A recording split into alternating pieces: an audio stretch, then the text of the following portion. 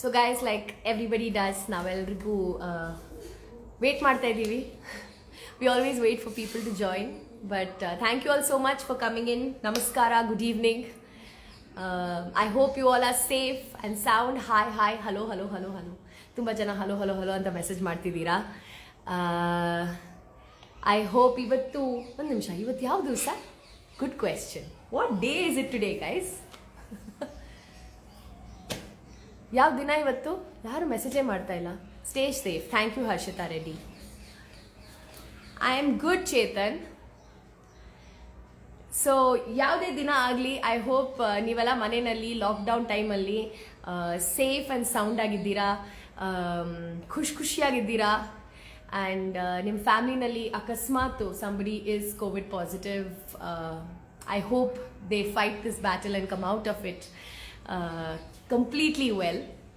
Having said, oh Monday, yes, okay, ಇವತ್ತು Monday. Wow, ಇದೇ problem ನೋಡಿ, ಲಾಕ್ಡೌನ್ ಆದಾಗ ಕೆಲಸ ಇಲ್ಲದೆ ಮನೇಲಿ ಕೂತ್ಕೊಂಡಾಗ ಯಾವ ದಿವಸ ಅಂತಾನೂ ಗೊತ್ತಾಗಲ್ಲ. ಹ್ಯಾವಿಂಗ್ ಸೆಡ್ ದ್ಯಾಟ್, ಇವತ್ತು ನಾವೆಲ್ಲ ಸೇರ್ಕೊಂಡಿದ್ದು ಇತಿಹಾಸ ಅನ್ನೋ ಒಂದು ಗ್ರೂಪ್ ಬಹಳ ಲೈವ್ ಸೆಷನ್ಸ್ ಮಾಡ್ತಾ ಇದ್ದಾರೆ with doctors to break or to understand COVID and the global pandemic better. So ಇವತ್ತು ಇವ್ರು ಕಂಡಕ್ಟ್ ಮಾಡ್ತಿರೋ ಲಾಸ್ಟ್ ಸೆಷನ್, ಅಂದರೆ ತುಂಬ ಸೆಷನ್ಸ್ ಕಂಡಕ್ಟ್ ಮಾಡಿದ್ದಾರೆ. ಆ್ಯಂಡ್ ನಮ್ಮನ್ನ ಜಾಯಿನ್ ಮಾಡೋದು is a very very special doctor. ಇವರು ಹಿ ಸ್ಪೆಷಲೈಸಸ್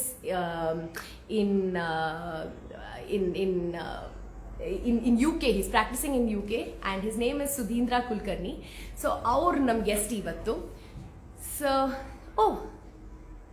okay, so anyway, ನಾವು ಅವ್ರನ್ನ let's get him on board. Get him on board and ನಿಮ್ಗೆ ಏನಾದರೂ ಪ್ರಶ್ನೆ ಇದ್ರೆ ಪ್ಲೀಸ್ ದಯವಿಟ್ಟು ಮೆಸೇಜ್ ಮಾಡ್ಬಿಡಿ.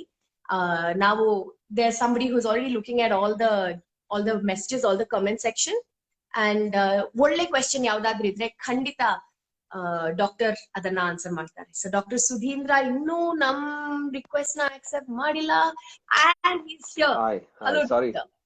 Hi, thank you, Shruti, and sorry for the slight technical glitch. I've been trying to connect, but I just got in there now. No problem, doctor. Now could have just joined the live, so thank you so much for making time and being here with us. And we understand that you've connected from UK, right? Yes. So what's the time over there? We are 4.5 hours behind. It's a right. If I could just show you, it's a reasonably sunny day. So right. The English weather is always very fickle, but today seems to be a slightly better day. So yeah, so we can see the sun today. That's great, doctor. Yeah. So doctor, getting right down to what this entire conversation is about. So ಮೊದಲನೇದಾಗಿ welcome and thank you so much for your time, doctor. And ನಾನು ಹೇಳಿದ ಹಾಗೇನೆ ಇತಿಹಾಸ ಅನ್ನೋ ಒಂದು group are doing some fantastic work during the COVID times. Our Instagram page ಗೆ ಹೋಗಿ ತುಂಬಾ sessions ನೋಡ್ತೀರಾ with doctors that help give information of be it breaking myths or be it facts or be it understanding the pandemic better and how to be safe. So tumba sessions madidare. So doctor, would you like to give us a summary of what they have done until now? Yeah, I think that's quite an important thing. So again, thanks to Team Itihasa, to Anu, to Sumitra, Suhas, and everybody who's put a fantastic set of sessions. Like tumba chanagi organize madidira. The flow is great. Basics in the start ಮಾಡ್ಕೊಂಡು pediatrics, obstetrics, gynaecology, orthopaedics, general surgery ಎಲ್ಲಾನು ಚೆನ್ನಾಗಿ cover ಮಾಡಿದ್ದೀರಾ. So ನಾನು before ನಿಮ್ ಜೊತೆಗೆ interact ಮಾಡಿ questions ಮೊದಲೇ ಏನ್ ಮಾಡೋಣ ಅಂತ ಡಿಸೈಡ್ ಮಾಡಿದ್ವಿ ಅಂದ್ರೆ will see if we can summarise what is the current situation. So as everyone knows, COVID-19 ಅನ್ನೋಕ್ಕಿಂತ COVID-21 ಅಂತ ಹೇಳ್ಬೋದು, ಬಿಕಾಸ್ ಅಷ್ಟೊಂದು ವೇರಿಯೇಷನ್ಸ್, ಅಷ್ಟೊಂದು ಚೇಂಜಸ್ ಆಗ್ತಾ ಬಂದಿದ್ದಾವೆ. But the basic tenets of what is the problem remain the same. So ಏನ್ ಹೇಳ್ಬೋದು ಅಂದ್ರೆ, it is a viral infection, it is a flu which is more contagious and it has got a certain element of causing life-threatening disease and in fact death as well. So quite a spectrum from someone being very asymptomatic to having critical COVID. So ಆ ಜರ್ನಿನಲ್ಲಿ ಏನಾಗುತ್ತೆ ಅಂದ್ರೆ, ಒಬ್ರು asymptomatic ಇಂದ mild to moderate to severe COVID ಅಲ್ಲಿ ಹೇಗೆ ಒಂದು journey ಆಗುತ್ತೆ ಅನ್ನೋದನ್ನ ಸಮರೈಸ್ ಮಾಡ್ತೀನಿ ಫಸ್ಟ್. ಆಮೇಲೆ ನಾನು orthopaedics, general surgery, paediatrics, obstetrics and ಗೈನಕಾಲಜಿನಲ್ಲಿ ಒಂದು 3 ಸೆಂಟೆನ್ಸಸ್ ಅಲ್ಲಿ what is the current evidence ಮತ್ತೆ ಏನು ಪ್ರೆಸೆಂಟ್ಲಿ ನಮಗೆ ಗೊತ್ತಿರುವಂತಹದ್ದು ಈ ಡಿಸೀಸ್ ಬಗ್ಗೆ and what we in general are following ಅಂತ ಹೇಳ್ತೀನಿ. ಓಕೆ, ಸೊ asymptomatic anta ಹೇಳಿದ್ರೆ it can affect anybody. So it can be from a child to a vulnerable adult with multiple comorbidities. So asymptomatic ಅಂದ್ರೆ ಅವರಲ್ಲಿ virus infect ಆಗಿದೆ but they're not showing any symptoms. By the symptoms what I say is the most common symptoms, as I'm sure all of you are aware of, is ಅವರಿಗೆ they can have a continuous persistent cough, temperature high ಇರಬಹುದು, loss of smell, loss of taste ಇರಬಹುದು. ಅದಾದ್ಮೇಲೆ ಈಗ currently ಸ್ವಲ್ಪ variants ಇಂದ ಏನು observe ಮಾಡಿದೆ ಅಂದ್ರೆ ಹೊಟ್ಟೆ ನೋವು ಮತ್ತೆ ರ್ಯಾಶಸ್ ಜಾಸ್ತಿ ಇರಬಹುದು, ಹೆಡೇಕ್ ಇರಬಹುದು, based on again presentations. It's a multi organ involvement. So right from brain to the lungs to the heart to the kidneys to the liver ಎಲ್ಲಾನು ಇನ್ವಾಲ್ವ್ ಆಗೋ ಚಾನ್ಸಸ್ ಇರುತ್ತೆ. So in the context of a pandemic time ಅಲ್ಲಿ ಈ ತರ ಯಾರಿಗಾದ್ರೂ symptoms ಇದೆ ಅಂದ್ರೆ have your threshold quite low to believe that you might be carrying this virus. So asymptomatic ಆಗಿದ್ರೆ don't worry about anything, because statistics wise 82% of people who develop the flu from COVID or SARS-2 will be normal. ಅಂದ್ರೆ ಅವ್ರದ್ದು disease progression they will get through it without any hiccups. I mean, that's the most reassuring message for everybody out there. But important ಏನಂದ್ರೆ ನೀವು asymptomatic phase ಇಂದ ಮುಂದ್ಗಡೆಗೆ disease progression to more support progress ಆಗ್ತೀರಾ ಅನ್ನೋದು ನಿಮ್ vigilance ಇರಬೇಕು. So ಅದ್ರಲ್ಲಿ ಏನು important ಅಂದ್ರೆ ನೀವು ಕೆಲವು ರೆಡ್ ಫ್ಲಾಗ್ಸ್ ಇರುತ್ತೆ, ಅದನ್ನ ಐಡೆಂಟಿಫೈ ಮಾಡಬೇಕು.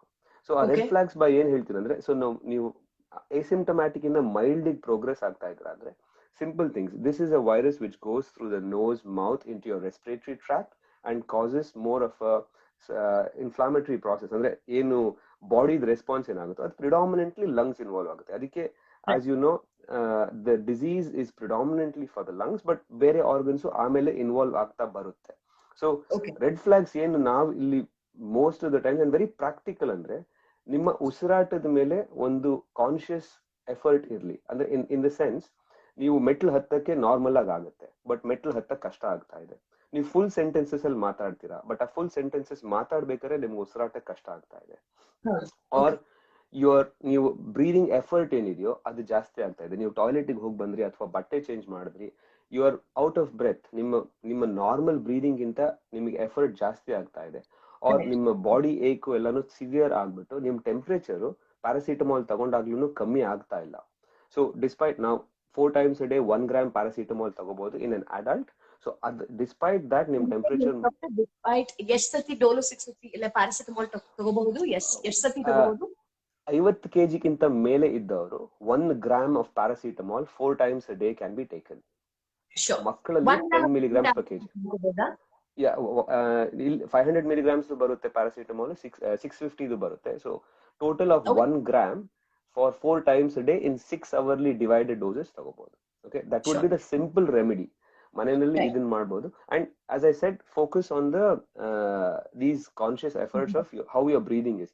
ಮನೆಯಲ್ಲಿ ಪಲ್ಸ್ ಆಕ್ಸಿಮೀಟರ್ ಇರಬಹುದು, ಇಲ್ಲದೆ ಇರಬಹುದು. Don't get too worried about that. Symptoms important ನಿಮ್ಮ ಡಿಜಿಟಲ್ ನಂಬರ್ ಗಿಂತ.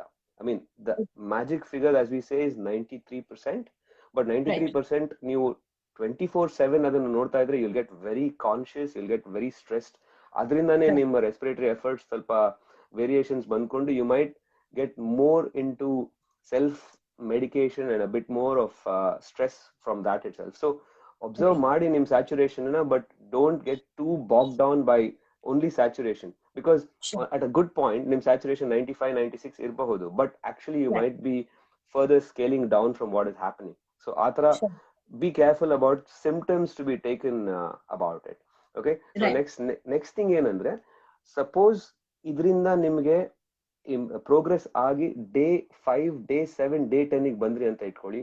You are through this. Okay, you are a COVID warrior, you have gone through this. So there is nothing more than this. And asymptomatic to mild ಆಗಿ progress ಆಗಿ disease ನ fight ಮಾಡಿದವರಲ್ಲಿ post COVID complications chances ತುಂಬಾ ಕಮ್ಮಿ. Okay. Great. So don't worry about any of the post-COVID complications of will I have clots, will I have all the other things. If you're in this phase, majority of the times you get back to what you normally are doing and you will be fantastic with what you can carry on doing. But ಇಲ್ಲಿ ಏನಾಗುತ್ತೆ ಅಂದ್ರೆ mild ಇಂದ ಸ್ವಲ್ಪ ಮುಂದೆ ಬರೆದು moderate ಡಿಸೀಸ್ಗೆ ಬಂದಾಗ ಆವಾಗ ಏನಾಗೋಗುತ್ತೆ ಅಂದ್ರೆ ಡೇ 5 ಡೇ 7 ಅಲ್ಲಿ ನಿಮ್ಮ ಬಾಡಿಯಿಂದ ರೆಸ್ಪಾನ್ಸ್ ಸ್ಟಾರ್ಟ್ ಆಗುತ್ತೆ. ಸೊ ವೈರಸ್ ಏನ್ ಮಾಡಿದೆ ಅಂದ್ರೆ ವೈರಸ್ ಬಾಡಿನಲ್ಲಿ ಹೋಗ್ಬಿಟ್ಟು ಮಲ್ಟಿಪ್ಲೈ ಆಗ್ತಾ ಇದೆ. ಅದು ಬಾಡಿನ ಸೆನ್ಸಿಟೈಸ್ ಮಾಡುತ್ತೆ. Look, I have to fight this, ನಾನು ಇದ್ರ ಬಗ್ಗೆ ಏನಾದ್ರು ಮಾಡ್ಬೇಕು ಅಂತ. ಸೊ ಅವಾಗ ಏನಾಗುತ್ತೆ ಅಂದ್ರೆ ಬಾಡಿ ಇಮ್ಯೂನ್ ಸಿಸ್ಟಮ್ ಒಂಥರ ಓವರ್ ಡ್ರೈವ್ ಅಲ್ಲಿ ಹೋಗುತ್ತೆ. I have to get this virus ಅಂತ ಹೇಳ್ಕೊಂಡು body starts producing a lot of stress response inflammatory mediators ಅಂತ ಹೇಳ್ತೀವಿ ಅದಕ್ಕೆ technical term.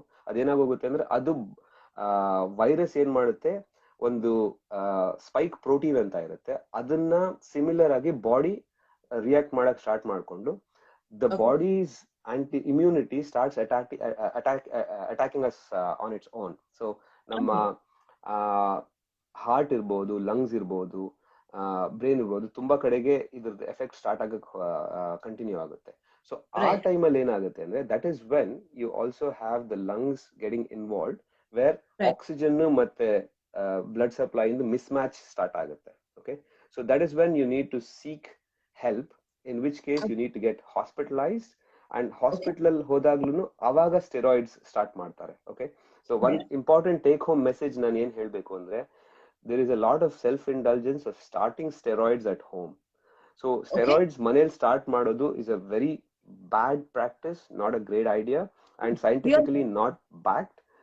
The reason behind that is ಯಾವಾಗ ವೈರಸ್ ತುಂಬಾ ಜನ ಆಕ್ಚುಲಿ ತುಂಬಾ ಡಾಕ್ಟರ್ಸ್ ಸ್ಟೆರಾಯ್ಡ್ಸ್ ಸಜೆಸ್ಟ್ ಮಾಡ್ತಾ ಇದ್ದಾರೆ, ಅಡ್ಮಿನಿಸ್ಟರ್ ಮಾಡ್ತಾ ಇದ್ದಾರೆ, even if they are home isolation, Covid positive home isolation ಅಲ್ಲಿ ಇದ್ರೂ ಕೂಡ ಸ್ಟೆರಾಯ್ಡ್ಸ್ ಅವರು ಅಡ್ಮಿನಿಸ್ಟರ್ ಮಾಡ್ತಾ ಇದ್ದಾರೆ doctor. I know a case personally. Okay, because what happens in the early stage when there is no need for oxygen per se, ಆ stage ಅಲ್ಲಿ steroids ಇದ್ದಾಗ virus replication face ಅಂತ ಹೇಳ್ತಾರೆ. ಸೊ ಅವಾಗ virus ಜಾಸ್ತಿ multiply ಆಗ್ಬಿಟ್ಟು ನಿಮ್ಮ immune response ಏನಿದಿಲ್ಲ ಅದು ಇನ್ನ ಸಪ್ರೆಸ್ ಆಗೋ ಚಾನ್ಸಸ್ ಇರುತ್ತೆ. That is the evidence based on recovery trial. In fact it can be more deleterious and harmful ಅನ್ನೋ ಒಂದು ಕಾನ್ಸೆಪ್ಟ್ ಇದೆ. ಸೊ ಡೇ 7 ಡೇ 10 ಅಲ್ಲಿ suppose they have to be in the hospital, that's when steroids and blood thinners come into the picture. Okay, sure. So in the hospital it's a 5-pronged approach. ಏನು ಮಾಡ್ತೀವಿ ಅಂದ್ರೆ ನಾವು oxygen ಕೊಡ್ತೀವಿ, steroids, blood thinners, fluid balance ನ drink to thirst ಅಂತ ಹೇಳ್ತೀವಿ. ಅಂದ್ರೆ ಯಾರಿಗೆ ಎಷ್ಟು ನೀರು ಕುಡಿಯೋಕೆ ಇಷ್ಟ ಇದೆಯೋ, ಅವ್ರಿಗೆ ಎಷ್ಟು ಬಾಯಾರಿಕೆ ಆಗುತ್ತೋ ಅವ್ರಷ್ಟು ತಗೋಬಹುದು. ಬಿಕಾಸ್ ಏನಾಗೋಗುತ್ತೆ ಅಂದ್ರೆ ತುಂಬಾ ನೀರು ಕುಡಿದು ಆದ್ರೂ ಲಂಗ್ಸ್ ಒಂಥರ ಸಾಗಿ ಆಗಿ ವಾಟರ್ ಲಾಕ್ಡ್ ಆಗ್ಬಿಟ್ಟು ಗ್ಯಾಸ್ ಎಕ್ಸ್ಚೇಂಜಿಂಗ್ ಪ್ರಾಬ್ಲಮ್ ಆಗುತ್ತೆ. ಬಟ್ ನೀರ್ ಜಾಸ್ತಿ ತಗೊಂಡಿಲ್ಲ ಅಂದ್ರೂ kidneys can have an effect, as result of which your kidneys can go into less urine output and kidney damage ಆಗೋ ಚಾನ್ಸಸ್ ಇರುತ್ತೆ. So that is the 4th important point that you need to keep in mind. And 5th, again antiviral agents ಏನ್ use ಮಾಡ್ತಾರೋ that is again based on case by case situation. I wouldn't go into the details of all of the antivirals or immunomodulators, but that is all left to the hospitals in the sense how much further away from your COVID journey is important. Right. So home isolation iddagunu one important point, Shruti, I want to say is prone hotte mel malgodu is very important. Okay, so that is something which is so good that once there's physiology behind it, science ide. So weight of the lungs will definitely go down, as a result of which there'll be better gas exchange that happens. Uncomfortable agutte andre 2 hours ಹೊಟ್ಟೆ ಮೇಲೆ ಮಲಗಿ 2 hours side, right side, left side ಅವ್ರು complete ಆಗಿ ಎದ್ದು ಕೂತ್ಕೊಂಡ್ರೆ diaphragm ಕೆಳಗಡೆ push ಆಗುತ್ತೆ, ಮತ್ತೆ ಅವಾಗ್ಲೂ ಗ್ಯಾಸ್ ಎಕ್ಸ್ಚೇಂಜ್ ಚೆನ್ನಾಗುತ್ತೆ. So if anything, I think keep a watch over your respiratory parameters, and also try to do side lying or proning, which is really, really helpful. It makes awake proning is definitely shown to have scientific benefit. Right. So doctor, ನೀವು ಹೇಳಿದ ಹಾಗೇನೆ ಬೇರೆ departments ಅಂದ್ರೆ ಅಂದ್ರೆ ಈಗ gynaecology, paediatrics ಅದ್ರ ಬಗ್ಗೆ ಎರಡೆರಡು ಲೈನ್ ಹೇಳ್ತೀರಾ ಅಂತ? I'll run us through that.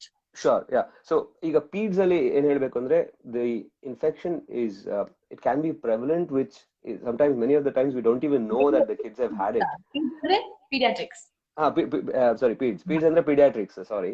ಮಕ್ಕಳಲ್ಲಿ ಮಕ್ಕಳಲ್ಲಿ ಏನ್ ಹೇಳ್ತೀನಿ ಅಂದ್ರೆ ಅವರಲ್ಲಿ ಇನ್ಫೆಕ್ಷನ್ ಇದ್ರೂನು ಏನೇ chances ಇರಲ್ಲ that they even maybe carriers ತರ, so that is very important. So majority of the kids they will get through this without needing any kind of a treatment at all, because that's how their physiology is. And ಯಾವುದೇ ತರದ್ I'll reassure you that they will just get through this. Don't worry about it. And complex ways of trying to ಅವರಲ್ಲಿ oxygen probe ಹಾಕೋದು, ಇನ್ನ ಅವ್ರನ್ನ stress ಮಾಡೋದು, that is quite difficult thing to do. If they are at home, they just need to be monitored with a responsible adult who, again, if they have tested positive, they have to have the mask and all the precautions to be taken. One of the important concepts is something called as reverse isolation anta ಒಂದು concept ಇದೆ. ಅದ್ರಲ್ಲಿ ಏನಂದ್ರೆ, suppose ಮನೆಯಲ್ಲಿ vulnerable adults ಇದ್ದಾರೆ, ಅಜ್ಜ ಅಜ್ಜಿ ಇದ್ದಾರೆ, so ಅವ್ರನ್ನ ನೀವು ಹೇಗೆ ಪ್ರೊಟೆಕ್ಟ್ ಮಾಡ್ಬೋದಂದ್ರೆ, they can be probably put in a room so that they isolate for this period of time and they don't come out, whereas the kid and the parent stays outside, because you can't control the kid to be in one room, right? Whereas the parents na ಮತ್ತೆ ಅವ್ರನ್ನ ಒಂದು room ಅಲ್ಲಿ ಇದ್ದು on sweet ತರ room ಅಲ್ಲಿ ಇದ್ದು ಅವ್ರಿಗೆ ಆಯ್ತು ನಿಮ್ಗೆ ಊಟ ತಿಂಡಿ ಈ 15 ದಿನ ಹೆಂಗಾದ್ರೂ ಇಲ್ಲಿ ಇದ್ಬಿಡಿ, but the kid will be outside. So that's one way of dealing with it. Reverse isolation ಅಂತ ಅದಕ್ಕೆ ಹೇಳ್ತಾರೆ. So that can be done. And multi-system inflammatory syndrome ಅಂತ ಒಂದು ಕಾನ್ಸೆಪ್ಟ್ ಇದೆ post covid in children. It's very very rare. ಅದು if they do present, it's much later down the line. I don't want to go into the details of it. So but in general, kids ಇಂದ್ರಲ್ಲಿ quite asymptomatic to mild, ಯಾವುದೇ ತರದ treatment ಬೇಕಾಗೋದಿಲ್ಲ. They will get through this fairly reasonably without any hiccups. Abs ಅಲ್ಲಿ ಏನಂದ್ರೆ obstetric population ಅಲ್ಲೂ Covid positive younger age group ಅಲ್ಲಿ ಆಗೋ chances ಇರುತ್ತೆ. But again in them they also need to follow the same precautions and the treatment strategies as it would be. But ಎರಡು ಜೀವಗಳು ಇಲ್ಲಿ effect ಅಲ್ಲಿ ಇರೋದ್ರಿಂದ, ಒಂದು mother and the baby, will have to be quite cautious. Steroids ಇದ್ರಲ್ಲಿ administer ಮಾಡ್ಬೇಕಾದ್ರೂ different types of steroids ಇರುತ್ತೆ. Prednisolone ಅಂತ ಇರುತ್ತೆ, ಡೆಕ್ಸಮೆಥಾಸೋನ್ ಅಂತ ಇರುತ್ತೆ. ಪ್ರೆಡ್ನಿಸಲೋನ್ ಓರಲ್ ಆಗಿ ಕೊಡ್ತಾರೆ, ಡೆಕ್ಸಮೆಥಾಸೋನ್ ಲೇಟರ್ ಪಾರ್ಟ್ ಆಫ್ ಪ್ರೆಗ್ನೆನ್ಸಿ ನಲ್ಲಿ ಕೊಡ್ತಾರೆ if they test Covid positive. Clots ಆಗೋ ರಿಸ್ಕ್ ಸ್ವಲ್ಪ ಜಾಸ್ತಿ ಇರುತ್ತೆ, because pregnancy in it self is clot high clot state as such. So ಅದಕ್ಕೆ ನಾವು we should be quite careful and watch if they do develop any kind of risk for clots anta. So lactating continue. Lactating mothers need to give breast milk. There's again a bit of a misconception that breastfeeding yes or no anta, because breast milk contains colostrum and so much of immunity against so many other viruses and bacteria that the pros and cons of the kid getting through breast milk, there's no science behind it. Breast milk transmission illa. If the mother does test positive, double masking ali, she can feed the baby, and if she's admitted elsewhere, expressed breast milk can be given to the baby as well. So as long as it's transported appropriately and given to the baby, so that's quite important. Breastfeeding needs to be carried on. So pregnant women akasmat covid positive adre, do you suggest them to get immediately hospitalized, or do you think home isolation alli they can still win the battle? There's no real indication for them to get hospitalized unless there is a clinical reason for them to get hospitalized. If they are remaining to be asymptomatic to mild, they probably would be better off staying at home with the support that is available than to be in a hospital. That's what our practice has been through. Right. Okay. So next, coming to general surgery, what I would say is, just like in one of the previous sessions, elective surgeries na ಈಗ ಸದ್ಯಕ್ಕಂತೂ avoid ಮಾಡ್ತಾರೆ. Suppose someone has a big swelling on their hand which has been for 8-10 years, it doesn't need to be going into the hospital to get it done. But cancer surgeries ಏನಿದಾವೋ or any acute emergency surgeries, they will need to get on with doing it.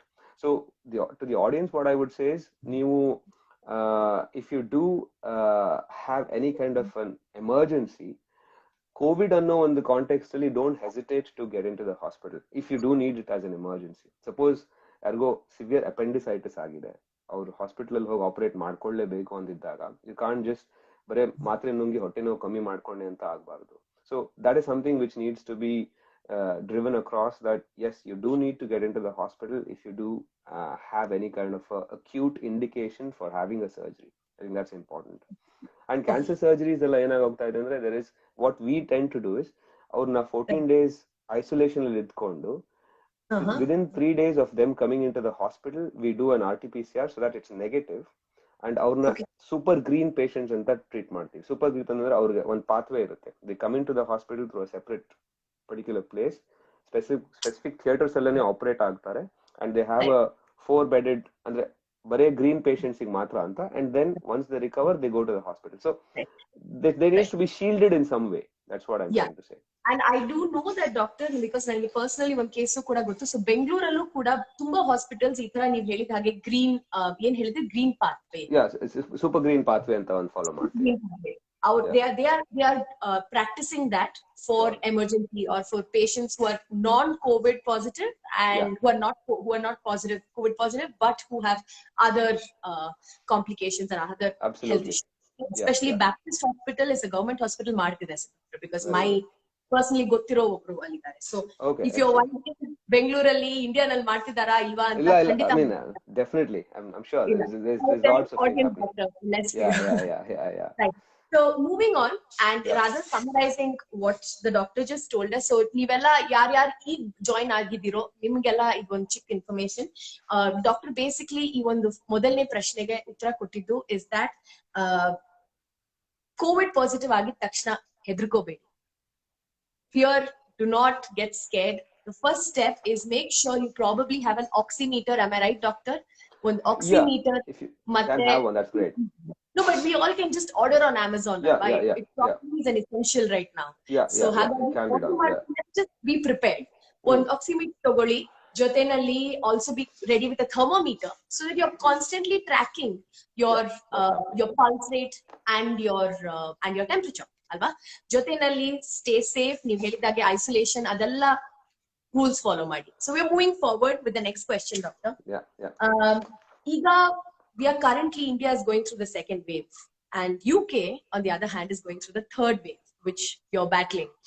And so ಈಗ ನಾವು ಒಂದು government perspective ಇಂದ ಅಂದ್ರೆ ಒಂದು political perspective ಇಂದ third wave ಗೆ ಹೇಗ್ prepare ಆಗ್ಬೇಕು? Because very honestly speaking, second wave ಗೆ ನಾವು ಯಾರು ಪ್ರಿಪೇರ್ ಆಗಿಲ್ಲ. Both as a community and as a government, all of us failed. None of us were prepared. It just hit us. There were too many social gatherings and there were way too many cases, and our healthcare system completely collapsed, right? Which is the reason why India is reeling in the second wave. So third wave ನಮ್ಗೆ ಬಂದಾಗ ಮೊದಲನೇದಾಗಿ ಯಾವಾಗ ಬರುತ್ತೆ, ಎರಡನೇದಾಗಿ ಯಾವ ರೀತಿನಲ್ಲಿ ನಾವು government perspective ಇಂದ ಪೊಲಿಟಿಕಲ್ ಪರ್ಸ್ಪೆಕ್ಟಿವ್ ಇಂದ ಯಾವ ತರದ್ದು ಪ್ರಿಕಾಷನ್ಸ್ ತಗೋಬಹುದು, ಫೋರ್ಸೈಟೆಡ್ನೆಸ್, be prepared for the third wave from a government perspective right now. Sure. I think what I could say, ನಾನೇನ್ ಹೇಳ್ಬೋದು ಅಂದ್ರೆ ನಮ್ದು ಏನ್ ಎಕ್ಸ್ಪೀರಿಯನ್ಸ್ ಆಗಿದೆ ಅಂತ ಫಸ್ಟ್ ನಾನು ಹೇಳ್ತೀನಿ, and then second wave and waves just explain ಮಾಡ್ತೀನಿ ಹೆಂಗೆ ಅಂತ. So basically as you have mentioned, second wave ಯಾವಾಗ್ಲೂ ವರ್ಸ್ಟ್ ಇರುತ್ತೆ because first wave ಒಂದು ಪೀಕ್ ಬರುತ್ತೆ, second wave's peak ಯಾವಾಗ್ಲೂ more than the first or the third wave. That's how the pandemic progression ಏನಿರುತ್ತೋ over a period of time, that's how it works. So second wave ಅಲ್ಲಿ ಏನಾಗೋಗುತ್ತೆ ಅಂದ್ರೆ there will be lot more of the population that gets infected, and also deaths ಮತ್ತೆ comorbidities ಇರುವಂತಹದ್ದು ಮತ್ತೆ ಏನು post disease sequelae ಅಂತ ಹೇಳ್ತೀವಲ್ಲ ಅದು ಜಾಸ್ತಿ ಇರುತ್ತೆ. So in terms of the second wave in itself, I think one of the important measures which universally help ಆಗೋದು ಅಂದ್ರೆ you need to regulate it from top down. So right from the government, we had the government clearly communicating as to what the regulatory process is going to be. Lockdown andre yav thara irutte and how the lockdown process will be instituted and from when to when anta it needs to be communicated. That's point number one. And that needs to be also percolated down to the individuals for a socially responsible behavior as well. I mean, that's something to be important. Ekandre anyone who wants to be a part of the process of containing disease will have to be responsible socially to do it. I think that's very important. ಈಗ ನನ್ನ ಮಗನ್ಗೆ ಹೇಳಿದ್ರೆ ಅವನು ಎಲ್ಲಾದ್ರೂ ಅಂಗಡಿಗೆ ಹೋದ್ರೆ he'll say sanitizer ನಾನು ಏನು ಹಾಕೊಂಡಿಲ್ಲ ಅಂತ he tells. He's 6-year-old, but ಅವನು it's imbibed in him. I mean, ಅದು it's in a way double-edged sword. ಒಂದ್ಸತಿ ನನ್ಗನ್ಸತಿ ಇಷ್ಟೊಂದೆಲ್ಲ OCD ಹಂಗಾಗಿದೆ ಅಂತ, but at the same time I'm happy that ಅವನಲ್ಲೂ ಸ್ಕೂಲಲ್ಲಿ this is becoming a part of him ಅಂತ ಒಂದು ಖುಷಿನೂ ಆಗುತ್ತೆ. Wow. So I think it has to be from top down, and at the same time ಆ ಒಂದು regulatory process ಏನಿದೆಯೋ it needs to be staggered in a way. So ನಮ್ದು ಇಲ್ಲಿ lockdown ಯಾವಾಗ ಈಗ ರಿಲೀಸ್ ಆಗ್ತಾ ಬಂದಂಗೆ, so it was in a phased manner. So first 2 weeks ಅಲ್ಲಿ ಚೆಕ್ ಮಾಡಿದ್ರು what is the primary care ಅಲ್ಲಿ ಎಷ್ಟು ಇನ್ಫೆಕ್ಟಿವಿಟಿ ರೇಟ್ ಇದೆ, ಆ ಇನ್ಫೆಕ್ಟಿವಿಟಿ ರೇಟ್ ಎಷ್ಟು ಹಾಸ್ಪಿಟಲ್ ಅಡ್ಮಿಷನ್ಸ್ ಗೆ ಟ್ರಾನ್ಸ್ಲೇಟ್ ಆಗುತ್ತೆ, ಎಷ್ಟು ಹಾಸ್ಪಿಟಲ್ ಅಡ್ಮಿಷನ್ಸ್ ಇಂದ ಡೆತ್ ಆಗ್ತಾ ಇದೆ, ಅಂಡ್ ಎಷ್ಟು ಅದರಿಂದ ಕ್ರಿಟಿಕಲ್ ಕೇರ್ ಬೆಡ್ಸ್ ಗೆ ಪೇಷಂಟ್ಸ್ ಹೋಗ್ತಾ ಇದ್ದಾರೆ. ಸೊ ದಟ್ ಒಂದು ಮಿಷಿನ್ ಮಾಡೆಲ್ ಮತ್ತೆ ಆಲ್ಗೋರಿದಮ್ ಅಲ್ಲಿ ನಾವು ಯೂಸ್ ಮಾಡ್ತೀವಿ. ಸೊ ಸೇ ಫಾರ್ ಇನ್ಸ್ಟೆನ್ಸ್ ನಾನು ICU ನಲ್ಲಿ ವರ್ಕ್ ಮಾಡ್ಬೇಕಾದ್ರೆ, ನಾನು ಲಾಸ್ಟ್ ವೀಕ್ ಆನ್ ಕಾಲ್ ಇದ್ದಾಗ ಐ ವಿಲ್ ನೋ ಕಮ್ಯುನಿಟಿನಲ್ಲಿ ಎಷ್ಟು ಕೇಸಸ್ ಬಂದಿದ್ದಾವೆ, so at what point will that hit me on the ICU ಅಂತ ನಮ್ಗೆ ಒಂದು ಐಡಿಯಾ ಬರುತ್ತೆ. ಸೊ ಆ ಟ್ರೆಜೆಕ್ಟ್ರಿ ನಮಗೆ ಗೊತ್ತಾಗುತ್ತೆ. So ಈಗ infectivity rate, say for instance in Bangalore is 25%, and that is quite high. So 1 in 4 is most likely going to be positive another cases. So our 25% ಅಲ್ಲಿ ಎಷ್ಟು percentage, if you take 80% of that 25%, ಅಂದ್ರೆ around maybe 22% of that will be at home ಅಂತ ಇದ್ರು. ಆ ಮಿಕ್ಕಿದ percentage ಅಲ್ಲಿ ಎಷ್ಟು numbers cumulatively might be needing the hospital, might be needing ICU beds ಅನ್ನೋದು ಒಂದು ಟ್ರ್ಯಾಕರ್ ಪ್ರಾಸೆಸ್ ಇಲ್ಲಿ ನಮ್ದ್ರಲ್ಲಿ ಇರೋದ್ರಿಂದ we can have a bit of a system. So what I would say is it's a fantastic data analysis and work ನಡೀತಾ ಇದೆ. I mean, I know personally a lot of my friends who are into that, and okay. yeah so yeah in Bangalore ಗೊತ್ತಾಗುತ್ತೆ. So the thing is, it's certainly looking at those trends and also to stagger the whole process. So lockdown logic ಏನಂದ್ರೆ, you are giving some rest to the resources to cope up with the backlogs. So suddenly ನನಗೆ ನಾಳೆ 50 ICU beds ಬೇಕು ಅಂದ್ರೆ how do you create that? But with the lockdown what happens is the disease progression slows down. So the number of patients getting infected slows down. And to be very frank and honest, practically we will not be able to get rid of this. There is no zero COVID concept illa. So as soon as the lockdown will get released, there will be positives. Illu positive cases barta ida, but the impact is, ನೀವು ಯಾವಾಗ ಈ lockdown ಒಂದು concept ಮಾಡ್ತಿರೋ, the number of cases coming to the hospital at that point in time, the surge is brought down. So ಆ ಸರ್ಜ್ ಕಮ್ಮಿ ಆದಾಗ ನಿಮ್ಮ resource allocation ಏನಿದೆಯೋ, ನಿಮ್ಮ ಯುಟಿಲಿಟಿ ಆಫ್ ಸರ್ವಿಸಸ್ ಏನಿದೆಯೋ, that can be better regulated. Be it your ICU beds, be it your ward beds, be it the ambulances, be it the doctors, be it the resources, ಅದಕ್ಕೆ better use ಆಗುತ್ತೆ. So that's the only opinion I have got to say, that it needs to be in a staggered fashion. So ಇವತ್ತು lockdown ಮುಗಿಸ್ದೆ ನಾಳೆ 24/7 business as usual is not something which would be a good idea. Right. Hopefully that explains it in some ways. Be aware about this. ಮತ್ತೆ ಹೇಳ್ತಾ ಇದ್ದೀನಿ, doctor ಹೇಳಿದ ಹಾಗೆ the staggered release of the lockdown ಬಹಳ important ಆಗುತ್ತೆ. So I think ನಾವೆಲ್ಲ as responsible citizens, we probably need to raise our voices and make this known. Doctor, we will follow up on this, and we just hope, because June 7th ಬೆಂಗಳೂರಲ್ಲಿ lockdown lift ಆಗ್ತಿದೆ ಅಂತ news ಬಂತು 2 ವಾರ ಮುಂಚೆ. And I'm sure that June 8ನೇ ತಾರೀಕಿಂದ ಎಲ್ಲರೂ ಹಬ್ಬ ಮಾಡ್ತಿರ್ತಾರೆ. That's the attitude. That's the mindset. People just want to go out. I understand, ಆದ್ರೆ ಇದು ಒಂದು pandemic and we have to fight against it. So ದಯವಿಟ್ಟು June 8ನೇ ತಾರೀಕಿಂದ ನೀವೆಲ್ಲ ಆಚೆ ಹೋಗಿ ಮತ್ತೆ ಮಜಾ ಮಾಡಕ್ ಹೋಗ್ಬೇಡಿ. It is not yet over. ಅಲ್ವಾ Doctor, am I right to say that? I think you're right. I think it needs to be in ಯಾವ ತರ ಅಂದ್ರೆ, yes, it's been a really long time. ಈಗ ಆಲ್ಮೋಸ್ಟ್ ನಾವು 18 months to 2 years ಬರ್ತಾ ಇದೀವಿ. So generally ಒಂದು sense of frustration and ಇದಿದೆ, stress. COVID stress ಅಂತ ಹೇಳ್ತಾರೆ. ದಟ್ಸ್ ಸೈಕ್ಯಾಟ್ರಿಸ್ಟ್ ಮಾತಾಡಿದ್ರಲ್ಲ. So I completely agree with what she is saying in terms of there's a mental fatigue in everybody. There's a bit of a lull in everyone's life about this has taken over everyone's life anta ondu belief ide. But the only thing I would say is even ಸ್ವಲ್ಪ ಒಂದು regulatory fashion ಅಲ್ಲಿ ನಾವು follow ಮಾಡಿದ್ರೆ, over the next 6 months to 1 year, life can become a little more normal than what it is. ಇಲ್ಲಾಂದ್ರೆ ಏನಾಗೋಗುತ್ತೆ ಅಂದ್ರೆ bumps and humps ತರ. ಮತ್ತೆ ಈಗ 6 weeks ಆದ್ಮೇಲೆ ಇನ್ನೊಂದು ಪೊಟೆನ್ಷಿಯಲ್ ಲಾಕ್ಡೌನ್ ಆರ್ ಇನ್ನೊಂದು ಈ ತರ ಒಂದು ಸಿಚುವೇಶನ್ ಬರೋ ಚಾನ್ಸಸ್ ಇರುತ್ತೆ. The reason why I am saying is unless vaccination ramps up, ಅಷ್ಟೊಂದು percentage of people vaccination ಆಗೋವರೆಗೆ herd immunity build ಆಗಲ್ಲ. So 60 to 70% vaccination at least ಆಗಿದ್ಮೇಲೆ then there will be a little more of confidence to say that right, we have got some grip over the disease ಅಂತ.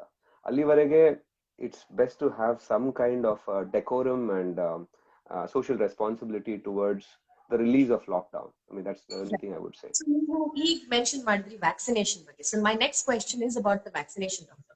Iga almost ಎಲ್ರಿಗೂ 45 plus 45 plus ಆಗಿರೋ ಎಲ್ರಿಗೂ India ನಲ್ಲಿ I'm hoping that vaccine ತಗೊಂಡಿದ್ದಾರೆ ಅಂತ.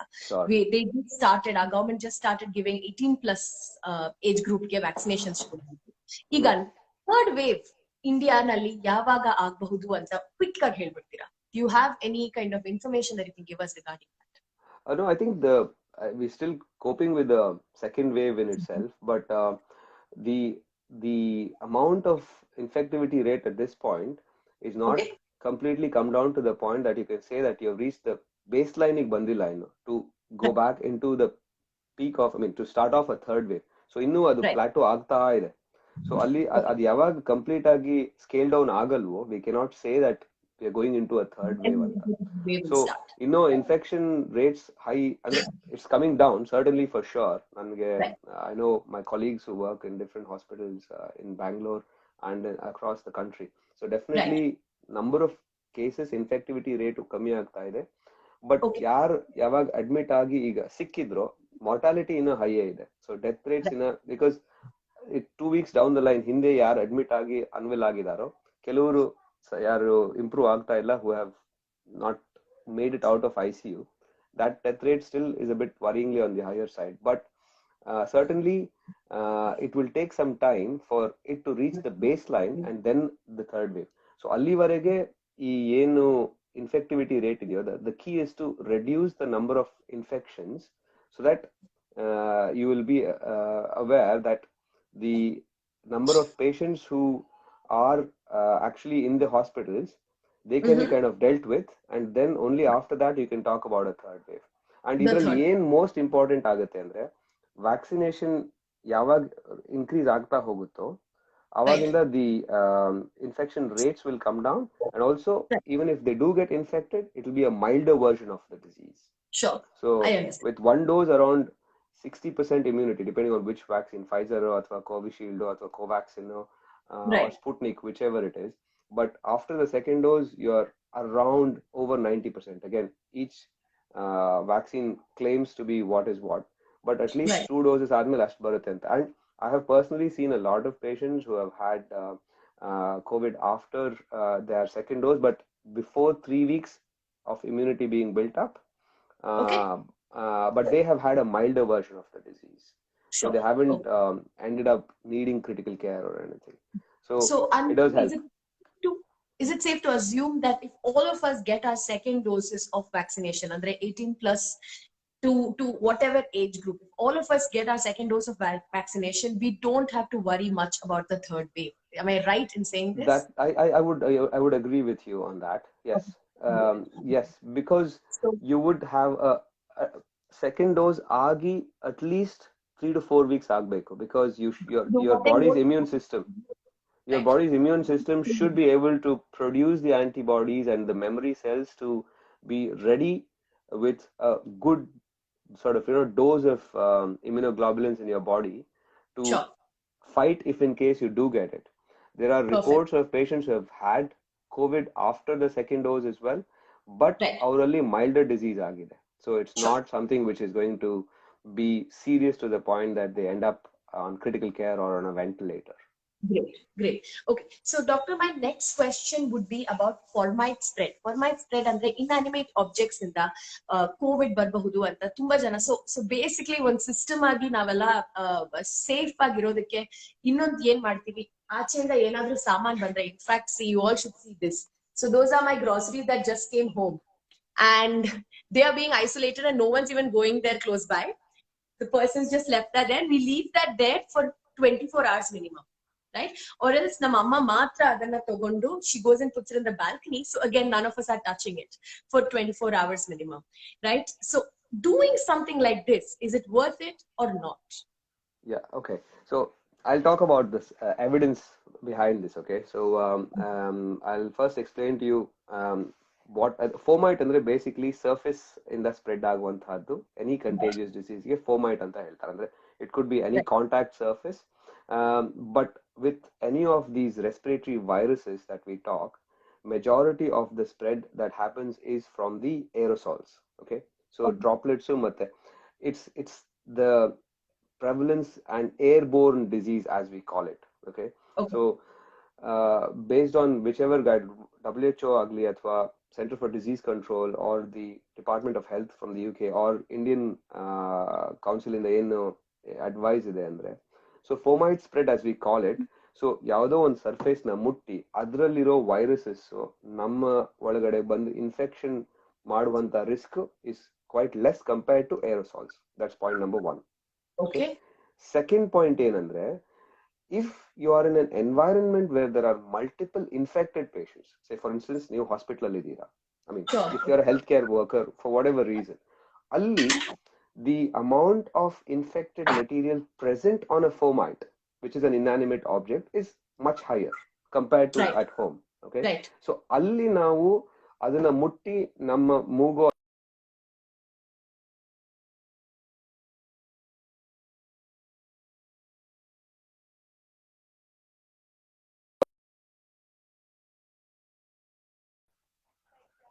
Yeah, can you hear me? Doctor. Yeah, okay. Yes, we can. Great. Yeah, okay. So sorry, yeah.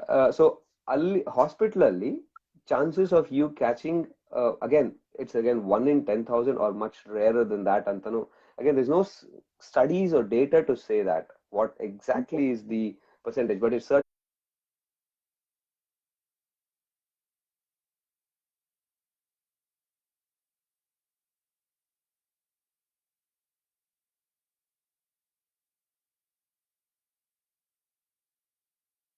certainly lesser than aerosols ಅನ್ನೋದು confident ಆಗಿ ಹೇಳ್ಬೋದು. Okay, so at home what I would say is, if you do have a certain allocated area where you would be keeping all the things which come from outside, certainly ನನ್ನ personal practice ಹೇಳ್ಬೇಕಂದ್ರೆ, when I come from the hospital, ನಮ್ಮ washing machine bathroom ಅಲ್ಲೇ ಇರುತ್ತೆ. I just go there, put all my scrubs. Recently? Sorry? COVID time ಅಲ್ಲಿ shift ಮಾಡಿದ್ರಾ washing machine bathroom ಹತ್ರ? Yes. So I mean 2 years in ಇದೆ, 2 years in change ಮಾಡಿ.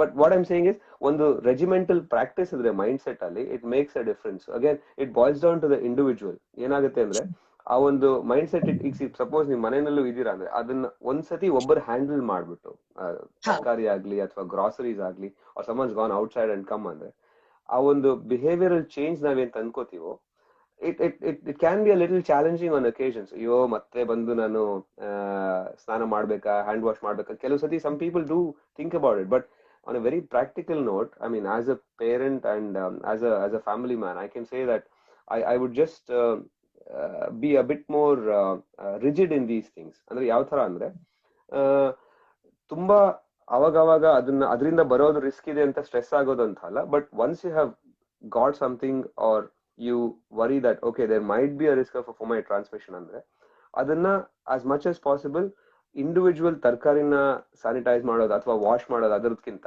you would just be able to keep it in a place where you can use it in due course.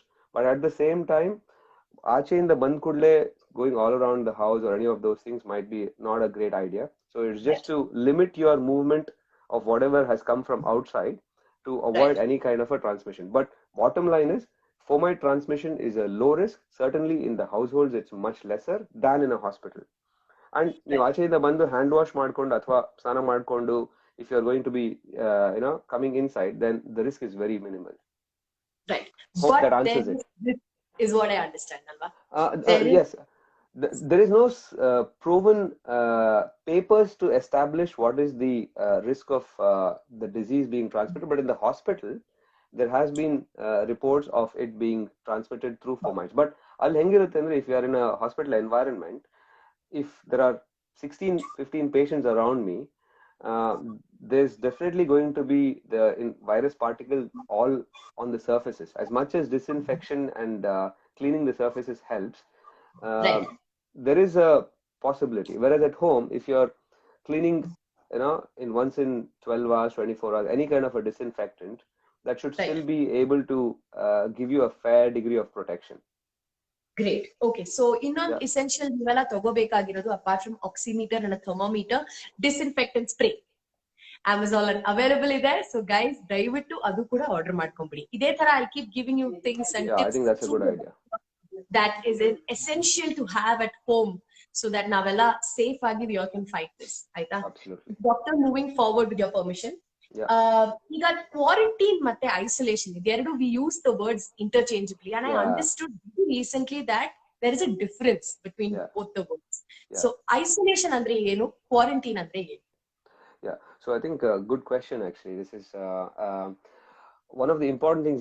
ಈ words na ತುಂಬಾ interplay ಆಗುತ್ತೆ, isolation quarantine ಅಂತ. So ನಾನು what I would say is isolation ಅಂದ್ರೆ ಯಾರಿಗೆ disease COVID confirm ಆಗಿದಾರೋ ಅವರು for the period that they don't pass on the disease to someone else, ಆ ಟೈಮಿಗೆ ಎಷ್ಟು ಅವರು ತಮ್ಮನ್ನ ರೆಸ್ಟ್ರಿಕ್ಟ್ ಮಾಡ್ಕೋಬೇಕು ಅವ್ರ ಮೂವ್ಮೆಂಟ್ ನ, that is what is called as isolation.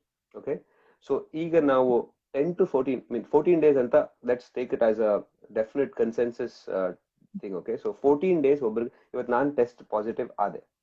So if I go into a room where I minimize my risk of transmitting it to someone else who can be more vulnerable and who might get the disease more seriously, that would be isolation. Okay, so nanige disease ide, so that is what would be the isolation.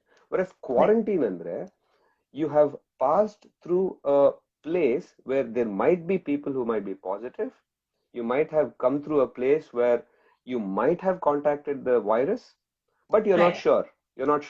So anta time alli ಅವರನ್ನ 14 ದಿನ observe ಮಾಡಬೇಕಾಗುತ್ತೆ. So ಅವರು 14 travel ಮಾಡಿದ್ರೆ, train ಅಲ್ಲಿ ಹೋದ್ರೆ, exactly. So any place, ನಿಮಗೆ suppose you travel with in a train, so ನಿಮಗೆ ಅದರಲ್ಲಿ ಯಾರು asymptomatic carrier ಇರ್ತಾರಂತ ಗೊತ್ತಿಲ್ಲದೆ ಇರಬಹುದು. ಸೊ ನೀವ್ ಅವಾಗ ಏನ್ ಮಾಡ್ತೀರಾ ಅಂದ್ರೆ, I might be expose to someone with COVID ಅಂತ ನೀವು 14 days ಕ್ವಾರಂಟೈನ್ ಆಗ್ತೀರಾ. I mean this is specifically flight ಅಲ್ಲಿ good example would be flight. Okay, so flight ಅಲ್ಲಿ ಬಂದ್ರು, ಬಟ್ ಫ್ಲೈಟ್ ಅಲ್ಲಿ ಎಸಿಂಪ್ಟಮ್ಯಾಟಿಕ್ ಕ್ಯಾರಿಯರ್ ಯಾರಾದ್ರೂ ಇರಬಹುದು. ಸೊ ಅವರು 14 days ಇದ್ದಾಗ ಅಬ್ಸರ್ವ್ ಮಾಡ್ಬೇಕಾದ್ರೆ ಸಪೋಸ್ ಅವ್ರಲ್ಲಿ ಸಿಂಪ್ಟಮ್ಸ್ ಬರುತ್ತಾ, ಅವ್ರೇನಾದ್ರೂ ಸಿಂಪ್ಟಮ್ಸ್ ತೋರಿಸ್ತಾರ ಅಂತ ಒಂದು ಕಣ್ಣಿಡ್ಬಹುದು ಅವ್ರ ಮೇಲೆ. So that is what is quarantine. So isolation ಅಲ್ಲಿ ಡಿಸೀಸ್ ಇದೆ, quarantine alli we don't know whether you have or you have been exposed, but you make sure that you observe yourself and prevent you from moving around to spread the risk of infection for 14 days. That is quarantine. Innon shielding anta one concept ide, I'll just tell you that.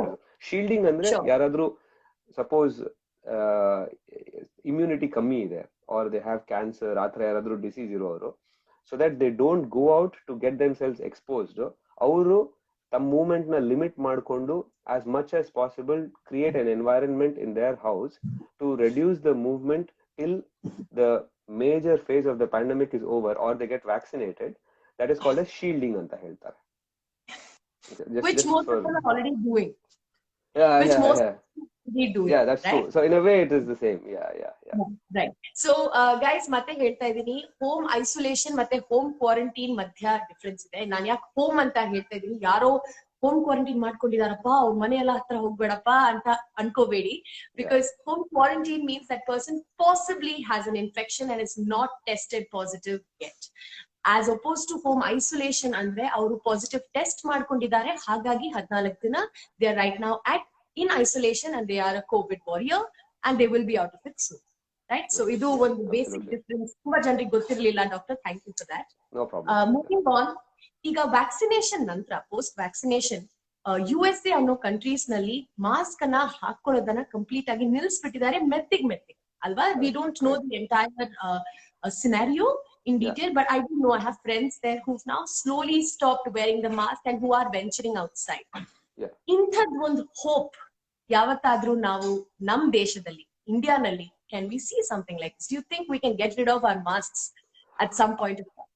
I think it's too early to sort of, predict that at this point in time. I mean, I'm sure we all need to be very optimistic about how things are progressing anta, but ನಾನು main again ಏನ್ ಹೇಳಕ್ ಬಂದೆ ಅಂದ್ರೆ it depends on how well the vaccination drive goes through. ಈಗ simple ಆಗಿ ಹೇಳ್ಬೇಕಂದ್ರೆ US ಅಲ್ಲಿ 70% of the individuals have had their first dose, sorry 60%, and then second dose almost 45% ಬಂದಿದ್ದಾರೆ. ಸೊ ನಮ್ಮಲ್ಲಿ in the UK state wise changes ಇದಾವೆ. 54 states ಅಲ್ಲಿ individual States cumulative ಅಷ್ಟು ಬರ್ತಾ ಇಲ್ಲ. So again there is a regional variations over there. So ನಮ್ಮಲ್ಲಿ 70% first dose ಆಗಿದೆ all across the country, and we are up to 63% for the second dose. So it's a concept where ನಿಮ್ vaccination ಆದ್ಮೇಲೆ herd immunity ಅಂತ build ಆಗ್ತದೆ. Simple thing is, ಯಾರಿಗೆ vaccination ಆಗಿದೆಯೋ if they develop their antibodies, so ಅವರಿಗೆ infection ಬರೋ chances ಕಮ್ಮಿ ಇರುತ್ತೆ. But even if they do get it, they get a milder version of the disease, and them transmitting it to others is also going to be much lesser because it's still going to be a milder one. So ಅದರಿಂದ overall disease ಏನಿದೆಯೋ ಅದನ್ನ ನಿಧಾನಕ್ಕೆ ಕಮ್ಮಿ ಆಗ್ತಾ ಹೋಗುತ್ತೆ. So that is the logic. But the worry is, ಈಗ ತುಂಬಾ variants ಬಂದಿದ್ದಾವೆ ವೈರಸ್. ಸೊ ವೈರಸ್ ಏನಾಗುತ್ತೆ ಅಂದ್ರೆ, all viruses are such that they want to thrive and they bring about changes in their structure of their molecular structure, and they want to live in the host. ಈಗ ಅದಕ್ಕೆ ಅದು ಅವಾಗ mutate ಆಗುತ್ತೆ ಅಂತ ಹೇಳ್ತಾರಲ್ಲ, so ಅದ್ರದ್ದು structure ನ change ಮಾಡ್ಕೊಳ್ತಾ ಇರುತ್ತೆ. ಸೊ ಈಗ ಕರೆಂಟ್ ಕಾಂಟೆಕ್ಸ್ಟ್ ಅಲ್ಲಿ ತುಂಬಾ ಮ್ಯೂಟೇಷನ್ಸ್ ಇದಾವೆ, and that's for real. There is a lot of evidence behind that. It's more contagious and it's more serious as well, the mutations as we talk about. So our context alli, as much as vaccination is good enough to claim against the mutants as well, we're not 100% sure whether it will be the actual dictum. So our context alli mask na use madde irod, it probably is not a very good thing at this point in time. And if you look at the population stats as well, I mean, UK is the size of Karnataka, andre population wise UK population is that of so until the population has a reasonably number of patients who have been vaccinated, still universal precautions ಏನು ತಗೋತೀವೋ ಅದನ್ನ continue ಮಾಡಲೇಬೇಕು. So I would say December 2021 is when there is a projected sort of assessment that at least one dose of the vaccine would be provided to all the over 18s. That's what is the government's current trend. If that were to happen, that's good, but we are looking at a fairly long time for that to happen. So allivarege ಏನೇನ್ mutations ಆಗುತ್ತೆ, ಹೆಂಗೆ variations ಇದು behave ಆಗುತ್ತೆ, there's still evolving science. So it's difficult to let go of the mask in the current concept. I mean, certainly here again we are still adhering to wearing masks in the UK, but US ಅಲ್ಲಿ one of the incentives was states wise, this is what I'm talking from a US point of view, ನೀವೆಲ್ಲ vaccine ಹಾಕೊಂಡ್ರೆ things can be quite normal ಅಂತ incentivize ಮಾಡೋದು, because not many were like, ನಾನು vaccine ತಗೋಬೇಕಾ ಬೇಡವಾ ಅಂತ. So there were lots of incentives put across to people to say, right, mask ಹಾಕೊಂಡ್ರೆ ನಿಮಗೆ ಇದು ಸಿಗುತ್ತೆ ಅದು ಸಿಗುತ್ತೆ. ಸೊ ಅದು ಹಂಗ್ ಮಾಡಿರೋದ್ರಿಂದ people in a way bribe ತರ ಆಯ್ತು. So it's a good way of attracting people to get the vaccine done, but ಅದಾದ್ಮೇಲಿಂದ ಮಾಸ್ಕ್ ಇಲ್ದೇನೆ ಕರೆಂಟ್ ಕಾಂಟೆಕ್ಸ್ಟ್ ಅಲ್ಲಿ it's not a very good way forward at this point, but we'll just have to wait and see how it goes. I understand, especially in a country as densely populated as India. Yeah, I think it is we are talking about years to probably get rid of the masks. Exactly. Correct? So I think it'll be for the future to think about. Yeah, let's hope that our kids probably don't live with the mask. With a mask, I know, that's true. Yeah. So doctor, idu now already maatadaitu, but I'm quickly just a few minutes alli ನೀವು ಇದನ್ನ ಮತ್ತೆ answer ಮಾಡಿದ್ರೆ it'll be great. Sure. UK is currently going through the third wave, so ಹಾಗಾಗಿ ನಿಮ್ಮ experience ಅಲ್ಲಿ community wise ಯಾವ ರೀತಿನಲ್ಲಿ precautions, ಯಾವ ರೀತಿನಲ್ಲಿ ಪ್ರಿಪೇರ್ಡ್ನೆಸ್ ಇರಬೇಕು? ಅದೇ ಪ್ರಿಪೇರ್ಡ್ನೆಸ್ ಅಂದ್ರೆ I think it needs to be, as I said, individual silos ಅಲ್ಲಿ ವರ್ಕ್ ಮಾಡೋಕ್ಕಿಂತ we have to work together as a group. I I mean, that's one of the important things I would say. Not just healthcare, but every bit of the frontline team has to work together in direct communication with the government and also with the people on the shop floor. I mean, that's most important. So, as much as I would say that I'm a doctor who works on ICU, it's equally important as a responsible individual to have that kind of a behavior in me to take care of my near and dear ones and for the people in particular. So, our contextually, the community wise, what I would say is, again, it needs to be reinforced from everybody from community. I mean, if you're talking about Indian context, my parents are in India. So if it comes through someone who is an influencer, someone who is in a position to guide them to say, look, this is an important aspect. It could be coming through any different means. It could be coming through religious institutions. It could be coming through the government. It could be coming through some social organizations. But it should be driven that, I mean, positive vibes irbeku, and the message should be strong that we all together can fight this. I think that's the key. I mean, even for the vaccination, my mom was like a bit reluctant. ನನ್ನ personal experience ಹೇಳ್ತಾ ಇದೆ. ಏನು ನನಗೆ ನಾನು ಹೋಗ್ಬೇಕಾ, ಇದು ನಾನು ಇಷ್ಟು ವರ್ಷ ಎಲ್ಲ ಚಳಿ ಜ್ವರ ಅದು ಇದೆಲ್ಲ ಸೇವ್ ಮಾಡ್ಕೊಂಡ್ ಬಂದಿದ್ದೀನಿ, ವಾಟ್ ಇಸ್ ದಿಸ್? ಬಟ್ ನಾನು ಎಕ್ಸ್ಪ್ಲೈನ್ ಮಾಡಿದೆ. So I am just trying to say that it needs to be quite explained in a way that will make them believe that this is important. Right. So adike whatever local means are able to be tailored for that, that might be quite useful. So right. Hope that answers it. Phone ಮಾಡಿದ ತಕ್ಷಣ ನಮಗೆ ಮೆಸೇಜ್ಗಳು ಬರುತ್ತೆ, vaccination ಎಷ್ಟು important ಅಂತ. ಪ್ರತಿ ನೀವೆಲ್ಲ experience ಮಾಡಿರ್ತೀರಾ. The first message that you get, as a public awareness message. So adana, let's not just, laugh at it or scoff at it. The government is doing its bit to also spread awareness on how important vaccination is. So ಮತ್ತೆ ನಾನು ನಿಮ್ಮೆಲ್ರಿಗೂ ಹೇಳ್ತಾ ಇದ್ದೀನಿ, if you know anybody who is not vaccinated, immediately ತುಂಬಾ drives ನಡೀತಾ ಇದೆ all over the country. ಬೆಂಗಳೂರಲ್ಲಿ ತುಂಬಾ ನಡೀತಾ ಇದೆ. So all you need to do is just look out for it. Bari Cowin app, Arogya Setu anta ನೀವು ಹೋಗ್ಬೇಡಿ. There are drives happening otherwise also locally. So look out for them and go get yourself vaccinated. Right? That's what the doctor is also telling us. Doctor 100%. Doctor, moving forward, what are the differences? Okay, now one treatment protocol anta kelid takshane ಸ್ವಲ್ಪ technical ಹೋಗುತ್ತೆ. Medical field ಗೆ ಜಾಸ್ತಿ ಜಾರ್ಗನ್ಸ್ ಅದೆಲ್ಲ ಇಲ್ಲದೆ as simple as possible treatment protocol between India and UK, one difference ನೀವು ಹೇಳ್ಬೇಕಂದ್ರೆ, or how can we bridge the gap in India, right? Anta, if I were to ask you, what would be your answer in terms of the treatment protocol? Because of course you know how the doctors, your colleagues, are treating patients in India. How do we bridge the gap?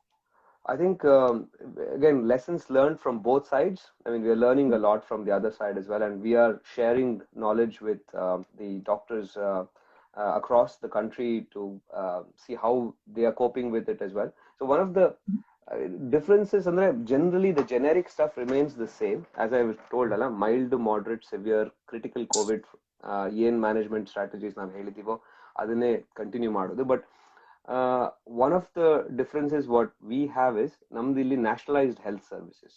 So from the length and breadth of the country, north, south, east, west, it's a standardized practice all across. So right. even the standardized practice ಏನಿದೆಯೋ ಅದನ್ನ continue ಆಗ್ತಾ ಹೋಗುತ್ತೆ.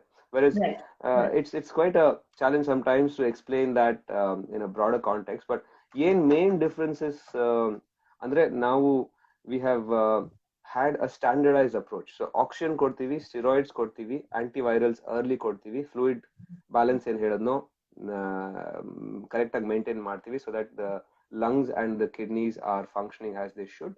And next thing is we also make sure that we have that communication going every day with the families. I mean, I'm sure everyone in India are also doing the same thing.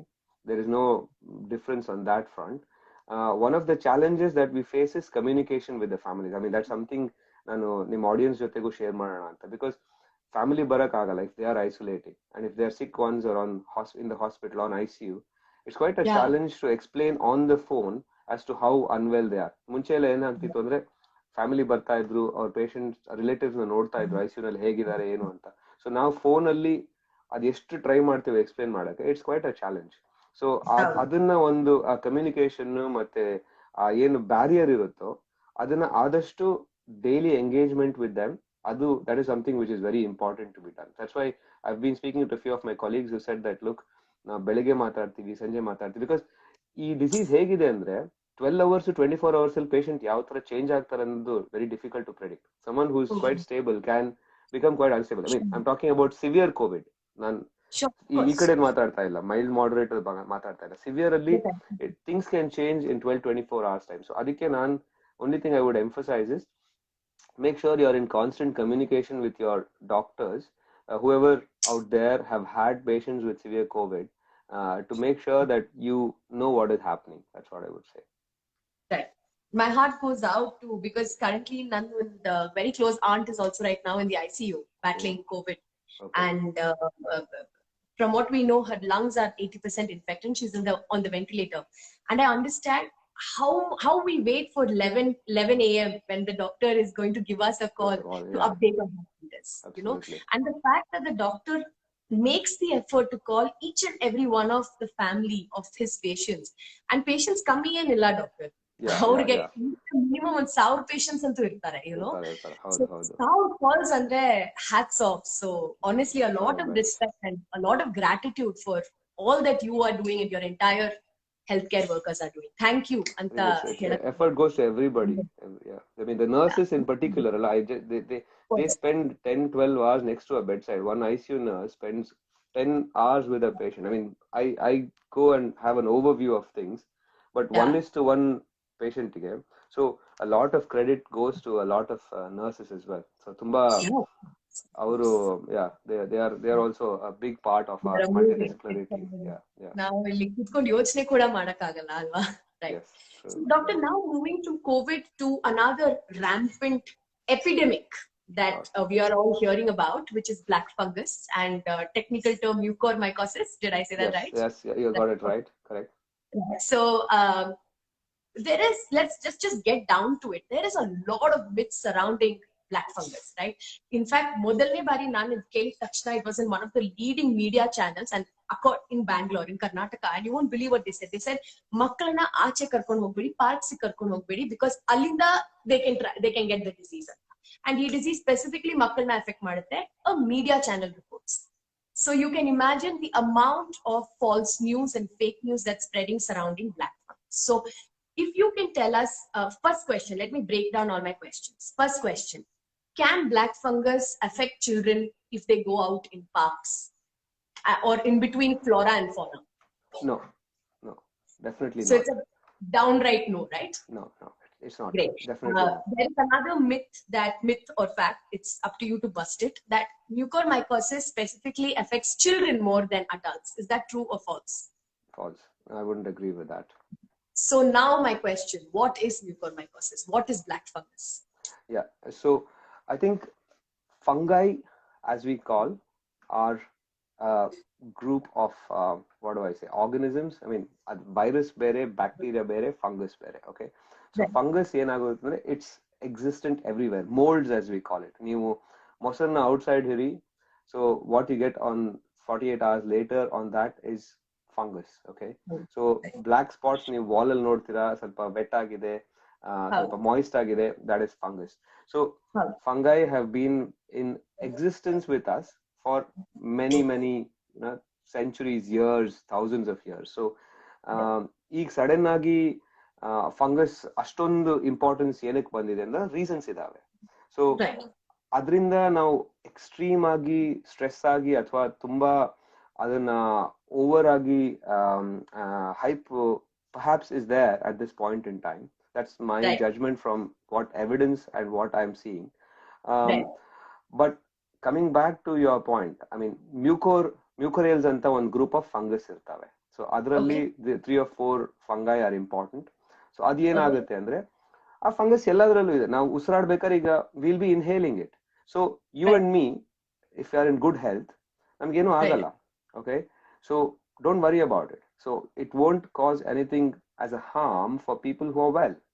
So would be the kids. If the kid is normal and if there is nothing going on with them, ಹೋಗಿ ಆಟ ಆಡೋದ್ರಿಂದ ಅಥವಾ ಗಿಡಗಳ ಮಧ್ಯ ಹೋಗೋದ್ರಿಂದ fungus ಬರಲ್ಲ. So there's nothing of that which is true. Why the fungus is now gaining more importance ಅಂದ್ರೆ ಅದು ಯಾರಲ್ಲಿ ಇಮ್ಯುನಿಟಿ ಕಮ್ಮಿ ಇದೆಯೋ ಅದು ಆಪರ್ಚುನಿಸ್ಟಿಕ್ ಆರ್ಗನಿಸಮ್. ಸೊ ಎಲ್ಲಿ ತನಗೆ ಬೆಳವಣಿಗೆಗೆ ಜಾಸ್ತಿ ಚಾನ್ಸ್ ಸಿಗುತ್ತೋ ಅಲ್ಲಿ it will grow and multiply on a logarithmic scale. So multiply ಆಗ್ತಾ ಅದು ತನ್ನನ್ನ ತಾನು ಸರ್ವೈವ್ ಆಗೋದಕ್ಕೆ ಸ್ಪ್ರೆಡ್ ಆಗ್ತಾ ಹೋಗುತ್ತೆ. So that is the concept of opportunistic infections ಅಂತ ಹೇಳ್ತೀವಿ. ಸೊ someone who's perhaps ಈಗ most common cause of mucor infections all over the world is someone who's diabetic, who's got an infection, whose immunity is quite low and who has risk of this fungus becoming more prevalent in them. So ಅವರಲ್ಲಿ ಜಾಸ್ತಿ ಇರುತ್ತೆ. So ಈಗ diabetes ಇದ್ದು Covid ಬಂದು ಅವರನ್ನ treatment ಮಾಡೋದ್ರಿಂದ they are more in a vulnerable situation. So if you ಈಗ ಇನ್ನೊಂದು ಏನಂದ್ರೆ ನಾವು ಡಯಾಬಿಟೀಸ್ ಕೋವಿಡ್ ಇರೋರು ಹಾಸ್ಪಿಟಲ್ ಅಲ್ಲಿ ಇರೋರಿಗೆ they need steroids because one of the treatments for COVID is steroids. Okay, right. So a steroids kottu ಅವರಿಗೆ immunity already they do need steroids. Don't get me wrong on that. I want to make sure to the people that steroids ildene COVID treatment there is no evidence. So one of the only things that really works for COVID infection is steroids. But steroids use ಮಾಡಿದಾಗ ಎಷ್ಟು industrious ಆಗಿ, ಎಷ್ಟು judicious ಆಗಿ, ಎಷ್ಟು practical ಆಗಿ, ಎಷ್ಟು logical ಆಗಿ ನಾವು ಸ್ಟೆರಾಯ್ಡ್ಸ್ ಯೂಸ್ ಮಾಡ್ತೀವೋ that is relevant. Okay, so already ನಮ್ಮ ಇಮ್ಯೂನ್ ಸಿಸ್ಟಮ್ ಸಿಕ್ಕಾಪಟ್ಟೆ ಸಪ್ರೆಸ್ ಆಗಿರುತ್ತೆ ವೈರಲ್ ಇನ್ಫೆಕ್ಷನ್ ಇಂದ. ಸೊ ಅದು ಮತ್ತೆ ಸ್ಟೆರಾಯ್ಡ್ಸ್ ನಾವು ಕೊಟ್ಟು ಇನ್ನೂ ಅದನ್ನ ಕಂಟೈನ್ ಮಾಡಕ್ ಟ್ರೈ ಮಾಡ್ತಿದೀವಿ. ಅಂಡ್ ಅದರಿಂದ ನಮ್ ಶುಗರ್ ಲೆವೆಲ್ಸ್ ತುಂಬಾ ಫ್ಲಕ್ಚುಯೇಷನ್ ಆಗುತ್ತೆ. One of the important side effects of someone on steroids is sugar levels ಜಾಸ್ತಿ ಆಗೋದು. ಸೊ ಈ ಎಲ್ಲಾ ಕಾಂಬಿನೇಷನ್ ಇಂದ ಈ ಮ್ಯೂಕೋರ್ ಮೈಕೋಸಿಸ್ ಅಂತ ಏನ್ ಹೇಳ್ತಾರೆ, ಮ್ಯೂಕೋರ್ ಫಂಗಸ್ ಏನಿದೆಯಲ್ಲ ಅದು ನಾವು ಇನ್ಹೇಲ್ ಮಾಡಿದಾಗ ಮೂಗು ಮತ್ತೆ ಬಾಯಿ ಮ್ಯೂಕೋಸಾ ಅಂತ ಏನ್ ಹೇಳ್ತೀವಿ ಅಲ್ಲಿ ಮಾಯಿಸ್ಟ್ ಎನ್ವೈರನ್ಮೆಂಟ್ ಇರೋದ್ರಿಂದ ಅದು ಬೆಳ್ಕೊಳಕ್ ಸ್ಟಾರ್ಟ್ ಆಗುತ್ತೆ. So the most common is ಮೂಗಲ್ಲಿ ಕಪ್ಪು ಕಾಣಿಸ್ಕೊಳ್ಳೋದು. So early stage of the disease ಅಲ್ಲಿ it's called as rhino-oculo-cerebral mucormycosis. So ಹಿಂಗೆ ಸ್ಪ್ರೆಡ್ ಆಗುತ್ತೆ. So can we topically see black fungus on the nose? Not outside, but inside in the black discharge, foul smelling discharge start ಆಗುತ್ತೆ. They start saying that there is some kind of a nose block ಅಂತ ಹೇಳ್ಬೋದು. I'm talking about awake patients ಅಲ್ಲಿ. So nose block ಆಗಿದೆ, ಅಥವಾ ಮೂಗಿಂದ ಕಪ್ಪು discharge ಬರ್ತಾ ಇದೆ, ಅಥವಾ their breath and their every time they breathe they feel that there is some kind of a different taste or a bad odor anta. And as the disease progresses adu munde mele hogta ಕಣ್ಣು involve ಆಗುತ್ತೆ. So ಒಂದ್ ಕಣ್ಣು mite ಪ್ರಾಪ್ಟೋಸಿಸ್ ಅಂತ ಹೇಳ್ತೀವಿ, ಒಂದು ಮುಂದೆ ಬಂದು ಇನ್ನೊಂದಕ್ಕಿಂತ ಮುಂದೆ ಬಂದಂಗ ಚಾನ್ಸಸ್ ಇರುತ್ತೆ. ಸೊ ಅದು ಇನ್ನೂ ಸ್ಪ್ರೆಡ್ ಆಗಿ ಸೆರೆಬ್ರಲ್ ಮ್ಯೂಕೋರ್ ಅಂತ ಹೇಳ್ತೀವಿ. ಸೆರೆಬ್ರಲ್ ಮ್ಯೂಕೋರ್ ಅಂದ್ರೆ ಬ್ರೈನ್ ಇನ್ವಾಲ್ವ್ ಮಾಡ್ಬಿಟ್ಟು ಅಲ್ಲಿ ಹೋಗಿ ಅದು ಒಂಥರ ಪಸ್ ಫಾರ್ಮ್ ಆಗಿ ಸ್ಟಾರ್ಟ್ ಮಾಡುತ್ತೆ ಅಂಡ್ ಬ್ಲಡ್ ವೆಸಲ್ಸ್ ನ ಇನ್ವಾಲ್ವ್ ಮಾಡುತ್ತೆ. So they can get a stroke as well. So it's a very serious condition. So early identification of the disease is the most important thing. So ಯಾವಾಗ ಅದನ್ನ early identify ಮಾಡ್ತಾರೋ ಅವಾಗ ಏನ್ ಮಾಡ್ತಾರೆ ಅಂದ್ರೆ ಅಲ್ಲಿ ಡಿಬ್ರೈಡ್ಮೆಂಟ್ ಅಂತ ಮಾಡ್ತಾರೆ. ಡಿಬ್ರೈಡ್ಮೆಂಟ್ ಅಂದ್ರೆ ಅದನ್ನ ಲೋಕಲಿ ಕೆರೆದು ತೆಗಿತಾರೆ ಸ್ವಲ್ಪ. I mean in a very simple words ಹೇಳ್ಬೇಕು ಅಂದ್ರೆ, so it will be debrided from where it is, so that it doesn't progress any further into the eyes. ಐಸಿಗೆ ಹೋದ್ರೆ ಕಣ್ ಕಳ್ಕೊಳ್ಳೋ ಚಾನ್ಸಸ್ ಇರುತ್ತೆ. And there is also a chance of ಕಣ್ಣುವರೆಗೆ ಹೋಗಿದ್ರೆ there is a high chance that ಬ್ರೈನ್ಗೂ spread ಆಗುತ್ತೆ ಅಂತ. Okay, so and once it's gone to the brain, although neurosurgery ಮಾಡಿ ಅದನ್ನೆಲ್ಲ ಟ್ರೀಟ್ ಸ್ವಲ್ಪ ಪಸ್ ಎಲ್ಲ ತೆಗಿಬಹುದು, the risk of them getting into serious complications is higher, including death. So ಅದಕ್ಕೆ because their immunity is already compromised. Yeah, so ಮೂಗಿಂದ ಒಂದ್ಸತಿ ಡಿಬ್ರೈಡ್ ಮಾಡಿ sinuses ಮತ್ತೆ ಮೂಗನ್ನ ಅವರಿಗೆ ಆಂಟಿ ಫಂಗಲ್ ಟ್ರೀಟ್ಮೆಂಟ್ ಮೇಲೆ ಸ್ಟಾರ್ಟ್ ಮಾಡಬೇಕು. So that would be the simple explanation of what is mucormycosis. Right. ಒಬ್ರು ಶಾಶ್ವತಿ ಅಂತ ಒಂದು ಒಳ್ಳೆ ಕ್ವೆಶ್ಚನ್ ಕೇಳಿದ್ರು. She just commented saying that ಇದು ಎಷ್ಟು ಹೊತ್ತಾಗುತ್ತೆ ಐಯಿಂದ ಬ್ರೈನ್ಗೆ ಇಲ್ಲ ಮೂಗಿಂದ ಐಗೆ ಟ್ರಾನ್ಸ್ಫರ್ ಆಗಕ್ಕೆ? It's quite a rapid, andre anything it can take anywhere between 24 to 72 hours or depending on the individual's immune system as such. But what I would say is normally 15 around, I mean 2 weeks post the infection is when COVID infection is when this kind of comes through. Adadmelinda anywhere plus or minus 7 to 9 days would be the rapid progression. Yeah.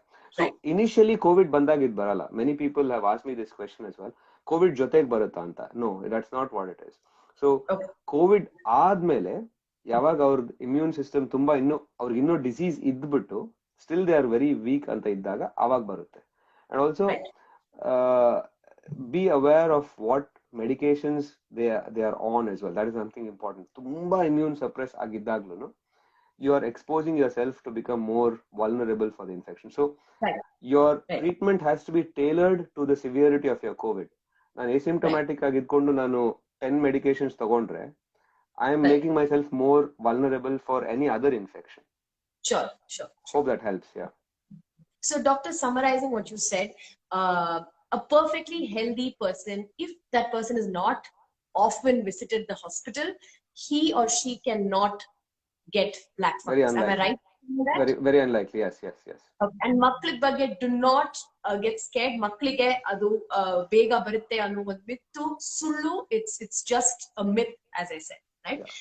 But as doctor said, idu main agi immune system compromise agi COVID positive ಆದ ನಂತರ, in fact doctor ಹೇಳಿದಾಗೆ after 2 weeks ಅಲ್ವಾ, after 14 days ಈ ಒಂದು black fungus ಬರಬಹುದು. And there are ways that early detection you can get it off. So ಅಂದ್ರೆ sir doctor ಒಂದೇ ಒಂದು ಪ್ರಶ್ನೆ, ಹೋಮ್ ಐಸೋಲೇಷನ್ ಅಲ್ಲಿ ಕೋವಿಡ್ ಪಾಸಿಟಿವ್ ಆಗಿ ಹೋಮ್ ಐಸೋಲೇಷನ್ ಅಲ್ಲಿ ಇದ್ದು ಮಾತ್ರೆ ಎಲ್ಲ ತಗೊಂಡು ಈಗ ವಾಸಿ ಆಗಿದ್ದಾರೆ ಅಂದ್ರೆ they've tested negative, they've taken their RT-PCR or their RAT and they are now negative. Let's say it's 20 days since they've finished and it's few days since they've tested negative. ಅಂಥವ್ರಿಗೆ ಮ್ಯೂಕೋರ್ಮೈಕೋಸಿಸ್ ಬರಬಹುದಾ ಅಂದ್ರೆ home isolation ಅಲ್ಲಿ ಇದ್ದು ಮಾತ್ರ? Home isolation ಇದ್ದು ಅವರು ಯಾವುದೇ ತರದ strong ಇಮ್ಯುನೋಸಪ್ರೆಸೆಂಟ್ಸ್, because the practice is very variable. I have known people who have taken a lot of other than steroids medications being at home without any symptoms.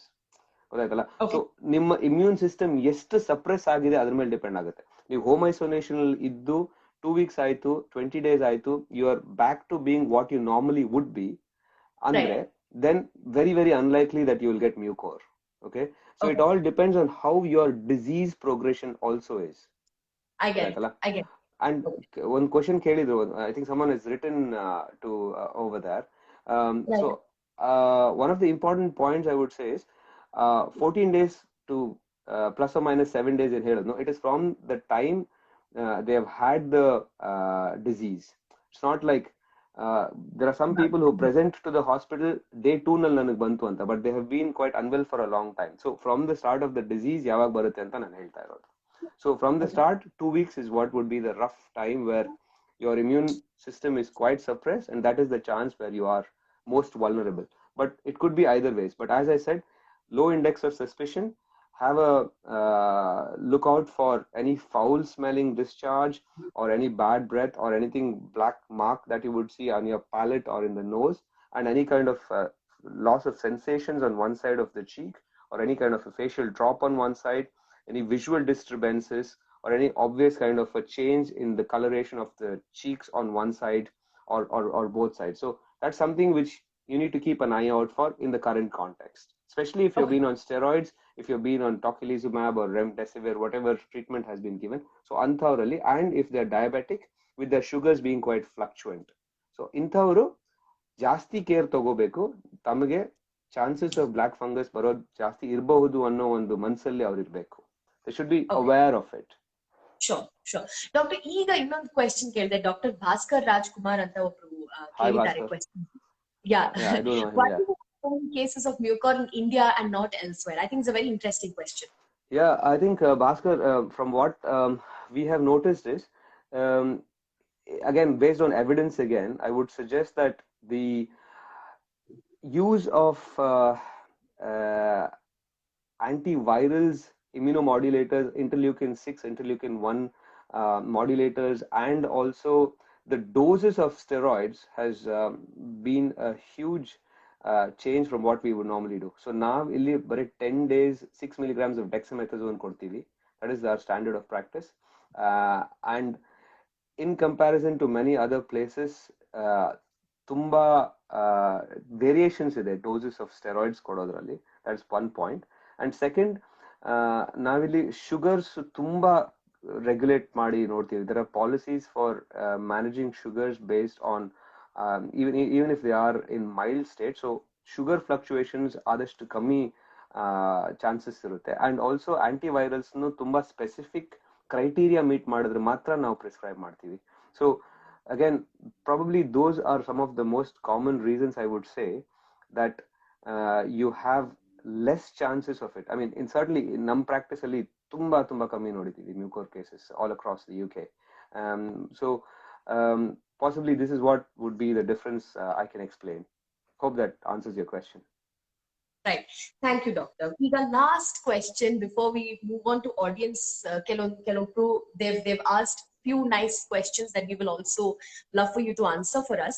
But adik munche last question, iga black fungus tarane media nalli matte yellow fungus, white fungus alla haradta ide. Are these true? Are these present?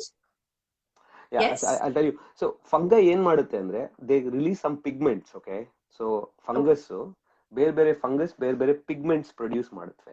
So ಅದಕ್ಕೆ ಅದನ್ನ yellow black ಅಂತ ಹೇಳ್ತಾರೆ. But it's not a good terminology. So aspergillus ಅಂತ ಒಂದು fungus ಇದೆ, mucor ಅಂತ ಇದೆ, rhizopus, there are lots of other big different fungi. So ಅವ್ರು ಅದು ಬೇರೆ ಬೇರೆ ಅದು ಮಲ್ಟಿಪ್ಲೈ ಆದಾಗ ಬೇರೆ ಬೇರೆ ಕಲರ್ಸ್ ಅದರಲ್ಲಿ ಪಿಗ್ಮೆಂಟ್ಸ್ ಇರುತ್ತೆ, ಅದು ಪ್ರೊಡ್ಯೂಸ್ ಮಾಡುತ್ತೆ. So those are the colours of the pigments of the fungus. So there is nothing to say that this is dangerous than that anta. So as I said, the logic remains the same. Yaar immunity kammi ideo, to the extent that the fungus makes itself home over there, that will be the cause. So it could be most common covid condition alli navu nota idivi andre mucor. But people who have previous tuberculosis so athwa immunosuppressants alli iddarge aspergillus anta ಒಂದು fungus ಅನ್ನು ಕಾಣುತ್ತೆ. Candida ಅಂತ ಇನ್ನೊಂದು fungus ಇದೆ. So ಈ colours of the fungus ಇದೆಯಲ್ಲ, don't get to stressed about it, worried about it. Fungus is a fungus. So ಬೇರೆ fungus ಗಳಿಗೆ ಸ್ವಲ್ಪ ಟ್ರೀಟ್ಮೆಂಟ್ ವ್ಯತ್ಯಾಸ ಇರುತ್ತೆ. ಕೆಲವುದಕ್ಕೆ ಫ್ಲುಕಾನಜೋಲ್ ಅಂತ ಒಂದು ಯೂಸ್ ಮಾಡ್ತೀವಿ, ಅಥವಾ ವರಿಕಾನಜೋಲ್ ಅಂತ ಯೂಸ್ ಮಾಡ್ತೀವಿ, ಮತ್ತೆ ಮ್ಯೂಕೋರ್ಗೆ ಆಂಫೋಟೆರಿಸಿನ್ ಅಂತ ಯೂಸ್ ಮಾಡ್ತೀವಿ. So I think leave it to the clinicians. But what I would say to the audience is black, white, yellow, don't get too stressed about it. Fungus is a fungus. And ನಾನು ಹೇಳಿರೋ ಪ್ರಕಾರ red flags ಏನಿದೆಯೋ ಅದ್ರ ಮೇಲೆ more focus ಮಾಡಿ. I think that will be quite useful. Absolutely, doctor. So again, red flags for COVID, alva doctor, am I right? For COVID and red flags for mucor that we spoke again as well. If someone is COVID and if they have had steroids and stuff, look out for red flags for the mucor as well. Mucor as well. Great. That's great. So matte helta idini, red flags for COVID if you are not yet positive, and I hope you remain negative. But if you have tested positive and you come out, then red flags for mucor, as doctor said, right? Doctor, we are moving on to audience questions quickly now. Sorry, I know that you are straight in time. In under 10 minutes I'll wrap madana, doctor. Yeah, sure. So obru kelidare, should a person get admitted even if the oxygen levels are 93, or if it goes below 90%? Is it necessary for that person to get hospitalized anta obru kelidare? Sure. So nim prakara, at what level is SOS? At what level of oxygen is SOS to go to the hospital? Government of India the ಏನ್ guidelines ಇದೆ 93% is what would be the cutoff ಅಂತ ಹೇಳಿದ್ದಾರೆ. So if the oxygen saturation is less than 93% on a consistent basis anta. So what I would say is go with the red flags that we discussed. So if ನೀವು home isolation ಅಲ್ಲಿ ಇದ್ದೀರಾ, ನೀವು ನಿಮ್ಮ regular hydration, light exercise, ಮತ್ತೆ ನಿಮ್ಮ work of breathing ನ monitor ಮಾಡ್ತಾ ಇದ್ದೀರಾ, ಅಂಡ್ ಪಲ್ಸ್ ಆಕ್ಸಿಮೀಟರ್ ಇಟ್ಕೊಂಡು ಡಿಜಿಟಲ್ ಪ್ರೋನ್ ಪೊಸಿಷನ್ ಮಾಡ್ತಾ ಇದ್ದೀರಾ, yes, and digital pulse oximeter ಇಟ್ಕೊಂಡು ನಿಮ್ಮ ಟ್ರೆಂಡ್ಸ್ ನ ಟ್ಯಾಬ್ ಮಾಡ್ಕೊಂಡು ಒಂದು ಪ್ರೊಜೆಕ್ಷನ್ ನೋಡ್ತಾ ಇದ್ದೀರಾ. So it was say 98, 95, 95, 94.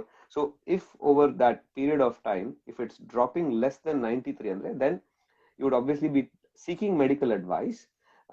But at that point you will have to see if nim oxygen levels adadmelunu matte kammi aagta ide andre, then you will have to get admitted into the hospital.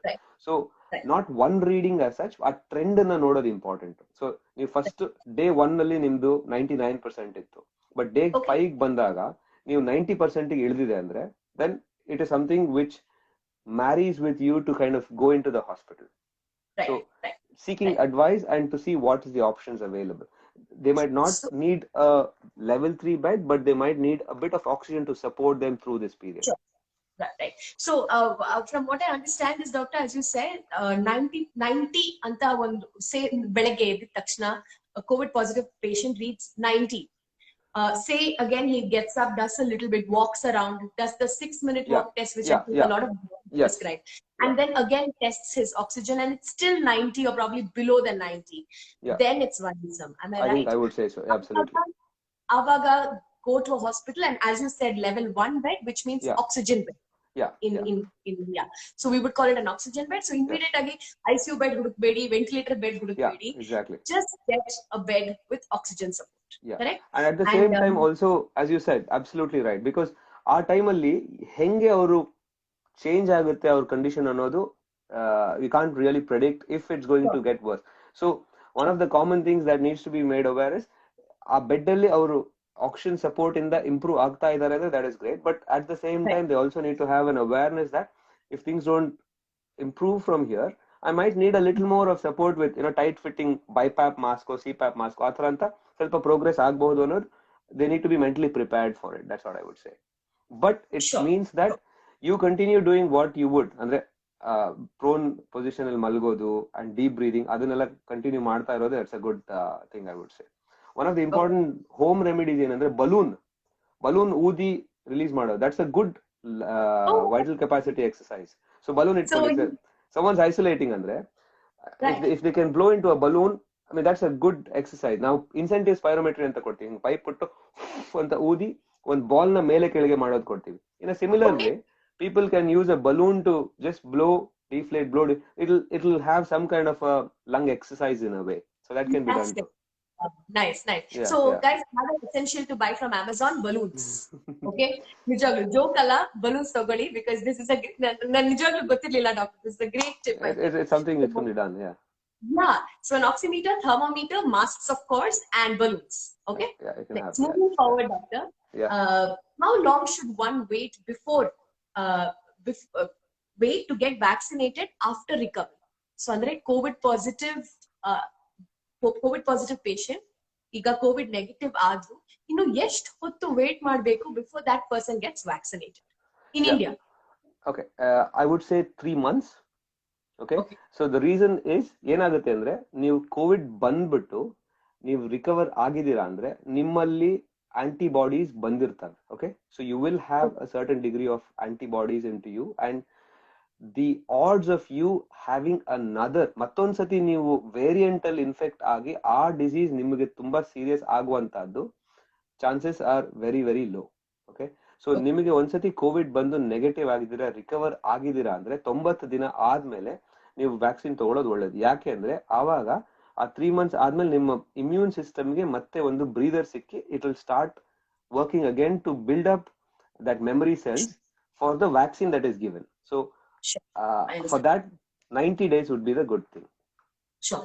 And also adding on to the question, because tumba jana nangu kelidare that even after recovering from COVID, they still have to get both their doses of vaccine. Absolutely. Yes or no? Absolutely, yes. Definitely and both doses. Gap between each dose as prescribed by the Indian government is 84 days. Correct. That's correct. That doesn't change. No. Whether you've been COVID positive or negative. No. Okay, so I hope ನೀವೆಲ್ಲ the note ಮಾಡ್ಕೊಂಡ್ರಿ. First dose, second dose ಮಧ್ಯ 84 days. COVID positive ಇಂದ ನೀವು recover ಆಗಿದ ತಕ್ಷಣ 3 ತಿಂಗಳು wait ಮಾಡಿ to get your vaccine. Doctor, next question, is the symptoms of dry mouth common after COVID recovery? Yeah, so COVID recovery nalli, that itself, okay, both are audible. Okay, fine. We can be heard, right? So COVID recovery in itself is a very complex topic. Andre, there is a huge, I wouldn't say a burden, but there is a huge fallout of post-COVID. When the dust settles, that will become a big issue. Yakendre, there are lots of factors that come into play. It's not just psychological, emotional, physical, cognitive, tumba factors irtave. Post-COVID, I'm talking about moderate to severe COVID in the bandavarige. But mild asymptomatically ಏನಾಗುತ್ತೆ ಅಂದ್ರೆ the dry mouth can remain for a period of time, ಸ್ವಲ್ಪ dry calf ಇರ್ಬೋದು. Because what happens is there will be a certain degree of sequelae. So a post viral infection ಆದ್ಮೇಲೆ ಅಷ್ಟು ಈಸಿಯಾಗಿ ಅದು ಹೋಗಲ್ಲ. It might be there for a few weeks is well. But ನೀವು cough syrup ತಗೊಂಡು ಅದರಿಂದ resort ಆಗೋದು, it doesn't make sense with taking any of those things. So work through it, ತಾನಾಗೆ ಅದು ಇಂಪ್ರೂವ್ ಆಗುತ್ತೆ. Just focus on what you normally would be doing. So exercise, normal hydration ಆ ಥರ maintain ಮಾಡ್ತಾ ಹೋದಂಗೆ it will get through. Unless you have had unusual fatigue ಆಗಲಿ, ಅಥವಾ ನಿಮ್ದು ನಾರ್ಮಲ್ ಆಗಿ ನೀವು 1 ಕಿಲೋಮೀಟರ್ ನಡೆಯಕ್ಕಾಗುತ್ತೆ ಅಂತ ಇಟ್ಕೊಳ್ಳಿ. Just you walk to work for 1 kilometre or something. But ನಿಮ್ದು ಎಕ್ಸಸೈಸ್ ಟಾಲರೆನ್ಸ್ ಅಂತ ಏನ್ ಹೇಳ್ತಿರೋ ಅದು ಸ್ವಲ್ಪ ಕಮ್ಮಿ ಆಗಿರುತ್ತೆ. ದಟ್ಸ್ ಆಬ್ವಿಯಸ್, ಬಿಕಾಸ್ ನಿಮ್ಮ ಲಂಗ್ಸ್ ಅಲ್ಲಿ ಗ್ಯಾಸ್ ಎಕ್ಸ್ಚೇಂಜು ಎಲ್ಲಾನು ಎಫೆಕ್ಟ್ ಆಗಿರೋದ್ರಿಂದ, ನಿಮ್ಮ ಮಸಲ್ಸ್ ಬಾಡಿ ಜನರಲಿ ಫೆಟಿಗ್ ಆಗಿರೋದ್ರಿಂದ it will be a challenge for a period of time. But a recovery ಆಗೋದಕ್ಕೆ ಸ್ವಲ್ಪ ಟೈಮ್ ಆಗುತ್ತೆ. So be patient. Don't think that I need again medical attention or more treatment and again some medications to be taken for this. This is normal physiology. Respect the body and give it time to recover. I think that's what would be my message. Sure, I understand that. So what next question, what is the exact meaning of airborne transmission? Does it float in air or spreads only when sneezed or cough? Airborne transmission andre when the viral particles are in the air anta. So there is again no proven evidence that it's present everywhere in the air anta athra eno evidence illa, but it is certainly present in the close proximity of a person who is a carrier. So that's why we say social distancing and 2 meters anta. So there is a lot of debate and controversy about how high the virus can jump and how far it can go anta. But if there are 20 individuals close by to each other, and if 3 or 4 of them are possibly asymptomatic carriers or are positive, andre alli risk is higher. So the answer to the question is, adu ಗಾಳಿನಲ್ಲಿ ಸುಮ್ಮನೆ ಸುತ್ತಮುತ್ತಲು ಇರಲ್ಲ, but ಯಾರು positive ಇದ್ದಾರೆ ಅವರು sneeze ಮಾಡಿದ್ರೆ, cough ಮಾಡಿದ್ರೆ, ಅಥವಾ without a mask ನೀವಿದ್ರೆ, then within the 2 meter range the amount of virus that is enough to cause an infection is there. And hopefully that clears it. Yeah. So andre iga just hypothetically I'm COVID positive and I sneeze, say, and I walk out of this space and somebody else walks into this space, 3 hours, can this person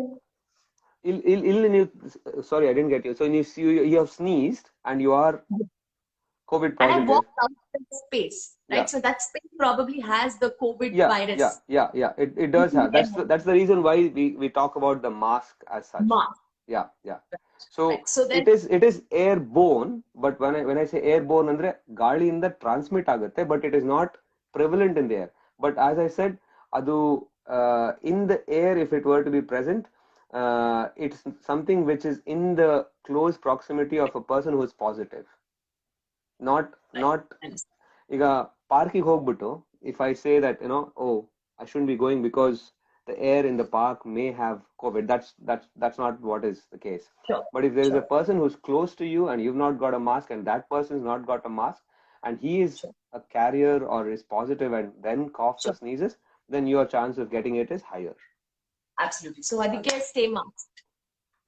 Exactly. Absolutely. Right? Okay. Dr. Iga Anagha anta obru tumba olle question kelidru. I'm just reading exactly what she said. Sure. After 1 shot of vaccine, if COVID infections happen after 1 shot, after 3 months taking second shot would do, or should we again take 2 shots freshly after recovery? No. So once you have had a first dose and then you unfortunately contact COVID, there's high chances that you'll get a milder version of the disease. Okay, so that's one thing. So ಏನಾಗುತ್ತೆ ಅಂದ್ರೆ ನಿಮ್ದು infection negative ಆಗಿ when you are asymptomatic, ಅದಾದ್ಮೇಲಿಂದ 3 months ಆದ್ಮೇಲೆ second dose ತಗೋಬೇಕು. there isn't any logic in having 3 doses. So ಒಂದಾಯ್ತು, ನಂಗೆ still COVID ಬಂತು, ಅದಾದ್ಮೇಲೆ 2 ಡೋಸ್ ತಗೊಳ್ಳೋದಂತ ಇಲ್ಲ. So you still have the 2 doses, but you probably have had the infection before your immune system has had the chance to have enough protection in your body. So adrinda you have caught the infection. So first dose let me clear it. So first dose ತಗೊಂಡಿದ್ದೀರಾ, within your second dose time ನಿಮಗೆ infection ಆಯ್ತು, you have got through that, complete ಆಗಿ recover ಆದ್ರಿ, ಆ recover ಆಗಿಂದ 3 months ಆದ್ಮೇಲೆ second dose ತಗೋಬೇಕು, and no further dose needed as of now. Booster dose ಅದೆಲ್ಲ ಅಂತ ಮಾತಾಡ್ತಾ ಇದ್ದಾರೆ, but will talk about 1 and 2 doses at this point. When we get there. When we get there, exactly. Yeah. Great. So I guess that's it, Doctor. We have pretty much addressed everything that was in our minds. Thank you so much for your time. No and tumbane khushi aitu, and you explained beautifully. I mean, tumbane chanagi neevu namellargu explain madidira. So thank you so much, Dr. Sudhindra. Thank you. And thanks a lot. Hopefully it was useful, team and Shruti. I mean, because I just wanted to make it clear to audience with a few of the myths and some of the controversies that surround. I mean, I've so hopefully it was useful. And if there's any feedback, I'm quite happy to get back to Team Itihasa and get back to the people about it as well. So yeah. Yes. But yeah, thanks for hosting, and it was a pleasure. You moderated it quite well to bring out all the topics which were relevant. Thank you for that. Right. Thank you, Doctor. Thank you so much, and a pleasure once again. It's very useful. Thank you. Thank you. Take care. Stay safe. Thank you, Doctor. Thank you. Bye. So that's it, guys. Thank you so much. Almost about approximately 130 people were there constantly on our live, and Melrugo is useful. I too ankotini.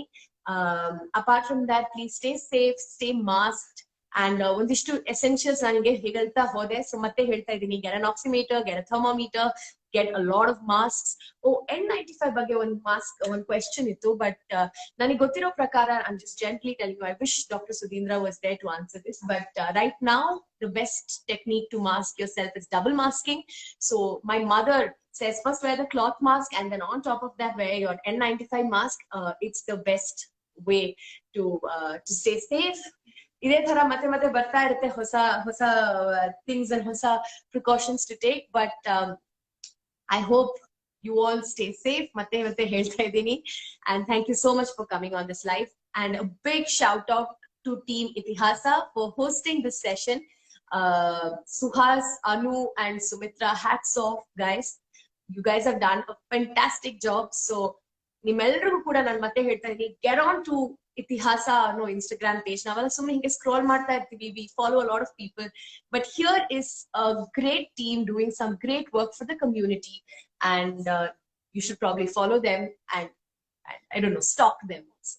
So thank you, guys. Matte thanks, tumba thanks, and bye. You know how to figure out how to switch off this live.